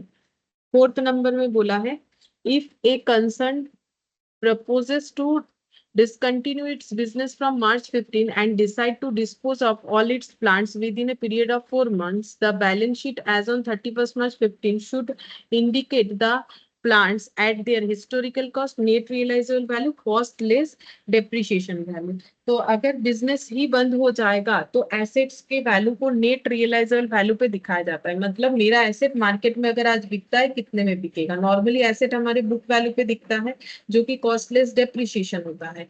लेकिन अगर बिजनेस ही बंद हो जाएगा तो मार्केट में वो एसेट कितने का बिकेगा, उतने से हमें रिकॉर्ड करना पड़ता है. ये एज 10 में बताया जाता है. तो ये हमारा नेट रियलाइजेबल वैल्यू पे दिखता है. एज 10 में ये बताया गया है. फिफ्थ नंबर पे in case of downward revaluation of the plant which is for the first time revalued, the account to be debited is. अच्छा, ये तो वो एज 10 का ही जो सिस्टम है उसके हिसाब से बोला है. तो फिफ्थ नंबर वाला हम लोग कभी कर पाएंगे एमसीक्यू. फिफ्थ नंबर वाला हम रिकॉर्ड यहाँ पर लिख लेते. फिफ्थ नंबर वाला जो है वो हम लोग तभी कर पाएंगे अगर हम लोग वो वाला सीख लेते हैं पहले जो एज 10 से है। तो ये वाला अभी समझ में नहीं आएगा, फोर्थ वाला भी तब समझ में आ जाएगा। बाकी फोर्थ वाला तो जस्ट याद रखने वाला है, बट फिफ्थ वाला एक कंसेप्ट है, उसके हिसाब से करना है। तो फोर्थ वाला तो ये याद रखना पड़ेगा कि कभी भी कोई बिजनेस अगर बंद होता है तो वो अपने सारे एसेट्स को नेट रियलाइजेबल वैल्यू पे दिखाता है। The portion of the acquisition cost of the tangible asset yet to be allocated is known as written down value, accumulated value और realizable value। तो यहाँ पर बोला है कि जो एसेट का पोर्शन एक्वायर हुआ था इंटेंजिबल एसेट का, अभी तक एलोकेट करना बाकी, मतलब अभी तक उस पर डिप्रिशिएशन लगाना बाकी है, तो उस वैल्यू को हम लोग क्या बोलते हैं? रिटर्न डाउन वैल्यू, बचा हुआ वैल्यू। रिटर्न डाउन वैल्यू का मतलब होता है बचा हुआ वैल्यू। जैसे कि कोई भी क्वेश्चन अगर हम लोग यहाँ पर देखें, जितने सारे क्वेश्चन में मैंने वर्किंग नोट वगैरह कर रखा है, जैसे कोई भी क्वेश्चन उठा लेते हैं, तो ये जो है, ये जो बचा हुआ वैल्यू दिख रहा है, ये होता है डब्ल्यूडीवी वैल्यू। और एक डब्ल्यूडीवी मेथड भी होता है। तो डब्ल्यूडीवी मेथड हो गया उस मेथड का नाम, और डब्ल्यूडीवी वैल्यू का मतलब रिटर्न डाउन यानी बचा हुआ वैल्यू। एलोकेट करने का मतलब हो गया ये टू बी एलोकेट, मतलब अभी भी डिप्रिशिएशन लगाना बाकी है। सेवेंथ में बोला है the main objective of providing depreciation is to create secret reserve, reduce the book value of the asset, allocate cost of the asset. तो फिर इसका सही आंसर है allocate cost of the asset. Asset के cost को allocate करना कि कितना हमारा डिप्रिशिएट होता है। कोई सीक्रेट रिजर्व का कोई कंसेप्ट ऐसा नहीं है, ये सब तो ऐसे ही दे रखा है। Reduce the book value of the asset, asset के बुक वैल्यू को रिड्यूस करने के लिए डिप्रिशिएशन नहीं लगाते। उसका कॉस्ट कितना हम लोगों ने यूज कर लिया, कितने का, उस कॉस्ट को एलोकेट करने के लिए हम लोग डिप्रिशिएशन लगाते हैं। फिर यहाँ पर बोला है original cost of the machine 25,20,, salvage value 1,20,, useful life 6 years, annual depreciation under straight line. तो क्या होगा? ओरिजिनल कॉस्ट यानी 25,20,000 माइनस हो जाएगा स्क्रैप वैल्यू यानी 1,20,000 divided by estimated useful life. तो आंसर जितना होगा 4 लाख हो रहा है, तो 8 का आंसर हम लोग का हो जाएगा B, 4 lakh। The cost of a machine 20 lakh, 2 years later the book value is 10 lakh, the straight line percentage depreciation is। तो 20 लाख का एसेट हो गया है 10 लाख का, ठीक है। तो उस पे कितना डिप्रिशिएशन चार्ज हो गया? 10 लाख डिप्रिशिएशन चार्ज हो गया, सिंपल बात है। तो ये हो गया 10 लाख का डिप्रिशिएशन चार्ज हो जाएगा, ठीक है। 20 लाख का एसेट, तो मैंने एक जीरो कम लिखा होगा। 20 लाख का एसेट पे अगर उसका वैल्यू आज 10 लाख हो गया है, तो इसका मतलब उस पे 10 लाख का डिप्रिशिएशन चार्ज हो गया है। हम लोग को डिप्रिशिएशन का रेट निकालने के लिए बोला है कि रेट कितना होगा। तो ये एकदम डे वन में हम लोगों ने किया था कि डिप्रिशिएशन का वैल्यू पर एनम कितना हो रहा है। तो 2 साल में 10 लाख का डिप्रिशिएशन, तो एक एक साल में कितने का? 5 लाख का। ओरिजिनल कॉस्ट कितना है? 20 लाख। तो 20 लाख का एसेट हर साल 5 लाख से डिप्रिशिएट होता है। तो 5 lakh divided by 20 lakh into 100 करने से पता चल जाएगा। तो 25% आंसर आ रहा है, तो 9 का आंसर सी हो जाएगा। तो 20 लाख का एसेट 10 लाख के वैल्यू पे पहुंच गया है, तो 10 लाख का डिप्रिशिएशन लगा है 2 साल में, क्योंकि ये 2 साल बाद हुआ है। तो एक एक साल में डिप्रिशिएशन लगा है हम लोग का 5 लाख करके। तो 5 लाख का डिप्रिशिएशन 20 लाख के एसेट पे इंटू 100 करने से पता चल जाएगा कितना डिप्रिशिएशन। तो आंसर आ रहा है 25%।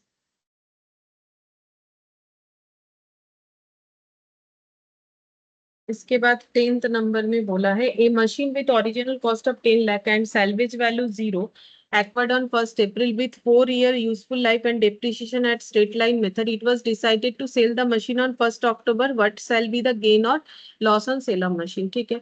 तो 10 लाख का एसेट था और डिप्रिशिएशन कैसे लगे? सैल्वेज वैल्यू 0 है और स्ट्रेट लाइन मेथड पे लगेगा। यूजफुल लाइफ कुछ नहीं पता है, यहाँ पर देख लेते हैं। Original cost 10 lakh, nil salvage value acquired on 1st April with 4 years useful life बताया है, तो 4 years है, तो 2,50,000 पर एनम करके डिप्रिशिएशन लगेगा। तो अप्रैल 17 और बिका है 20 में, तो अप्रैल 17 to 18 में डिप्रिशिएशन लगेगा 2,50,000। तो एक बार डिप्रिशिएशन लगेगा 2,50,000, उसके बाद 18 से लेके 19 फिर से लगेगा 2,50,000, और 19 मार्च, अप्रैल मई जून जुलाई अगस्त सितंबर फिर 2,50,000 का आधा डिप्रिशिएशन लगेगा। नहीं वैसे तो नहीं होगा, क्योंकि ये हम लोग का, हाँ, WSLM है, तो 2,50,000 का आधा डिप्रिशिएशन लगेगा। तो 2,50,000 का आधा यानी 1,25,000। तो दो बार तो डिप्रिशिएशन लगेगा 2,50,000 और एक बार लगेगा 1,25,000, मतलब 5 लाख और 1,25,000, मतलब 6,25,000 का डिप्रिशिएशन लगेगा। What shall be the gain और लॉस? तो 10 लाख का एसेट हो चुका है डिप्रिशिएट होने के बाद 6,25,000 से 3,75,000। अगर हम लोगों ने बेच दिया है 1,20,000 से, तो लॉस ही हुआ है। तो लॉस हुआ है 2,55,000। ये तो मैच नहीं, क्या बोला तुमने? फिर से एक बार देख लेते हैं। यहाँ पर बोला है machine original cost 10 lakh and nil salvage value acquired on 1 April with 4 years useful life. तो 4 years होने से 2,50,000 करके डिप्रिशिएशन हो गया। तो it was decided to sell the machine on 1 October 20। तो ईयर होगा 17 से 18, 1 साल का डिप्रिशिएशन। फिर 18 से 19, 1 साल का डिप्रिशिएशन। फिर अच्छा, और 1 साल लगेगा 19 से 20। 2019 से 2020, इसके बाद जो है 2,50,000 लगेगा, यानी 2020 से 1 October 2020, मतलब 3 बार 2,50,000 करके लगेगा, इसीलिए वैल्यू अलग आ रहा है। तो 2,50,000 करके 3 बार और एक बार 1,25,000। तो 2,50,000 इंटू 3 प्लस 1,25,000, तो टोटल डिप्रिशिएशन लग रहा है 8,75,000 और माइनस 10 लाख कर देंगे तो एसेट का वैल्यू बचता है 1,25,000, जो कि बिका है 1,20,000 में, तो लॉस है 5,000। तो यहाँ पर हो जाएगा 1,20,000 का 1,20,000 में बिका है, तो gain of 5,000, loss of 5,000।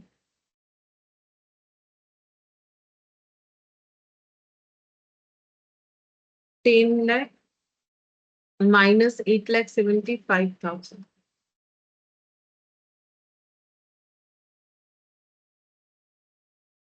Asset का वैल्यू है 1,25,000 और बिका है 1,20,000 में, ठीक है। तो फिर इसका मतलब लॉस हुआ, लॉस हो रहा है 5,000 से, गेन नहीं हो रहा है। दो ऑप्शन था तो मैंने एक बार फिर से चेक कर लिया, लॉस हुआ कि गेन।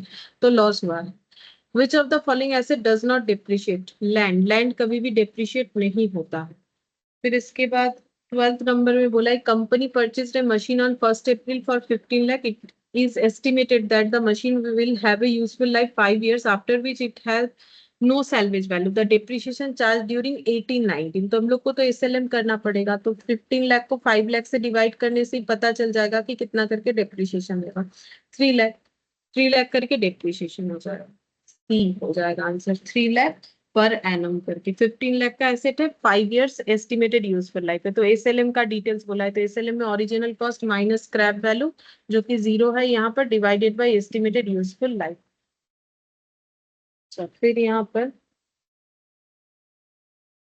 13 का है, if the equipment account has a balance of 22,50,000, accumulated depreciation 14 lakh, मतलब प्रोविजन फॉर डिप्रिशिएशन, तो बुक वैल्यू कितना होगा? तो ये इसका ओरिजिनल कॉस्ट है, अब तक लगने वाला डिप्रिशिएशन 14 लाख है, तो दोनों का डिफरेंस हो जाएगा बचा हुआ वैल्यू। तो 22,50,000 माइनस 14 लाख, तो 8,50,000 जो है बुक वैल्यू अभी दिख रहा होगा। 13 का आंसर बी हो जाएगा। फिर 14 में बोला है plant with original cost 50 lakh was revalued after 2 years resulting in credit to revaluation surplus. अच्छा, ये भी नहीं समझ में आएगा, ये हम लोग का वो एस वाला पॉइंट है, 14th नंबर वाला, तो इसको भी हम यहाँ पर लिख के रख लेते हैं। 14th नंबर वाला हमें एमसीक्यू में बाद में एक बार देख लेंगे।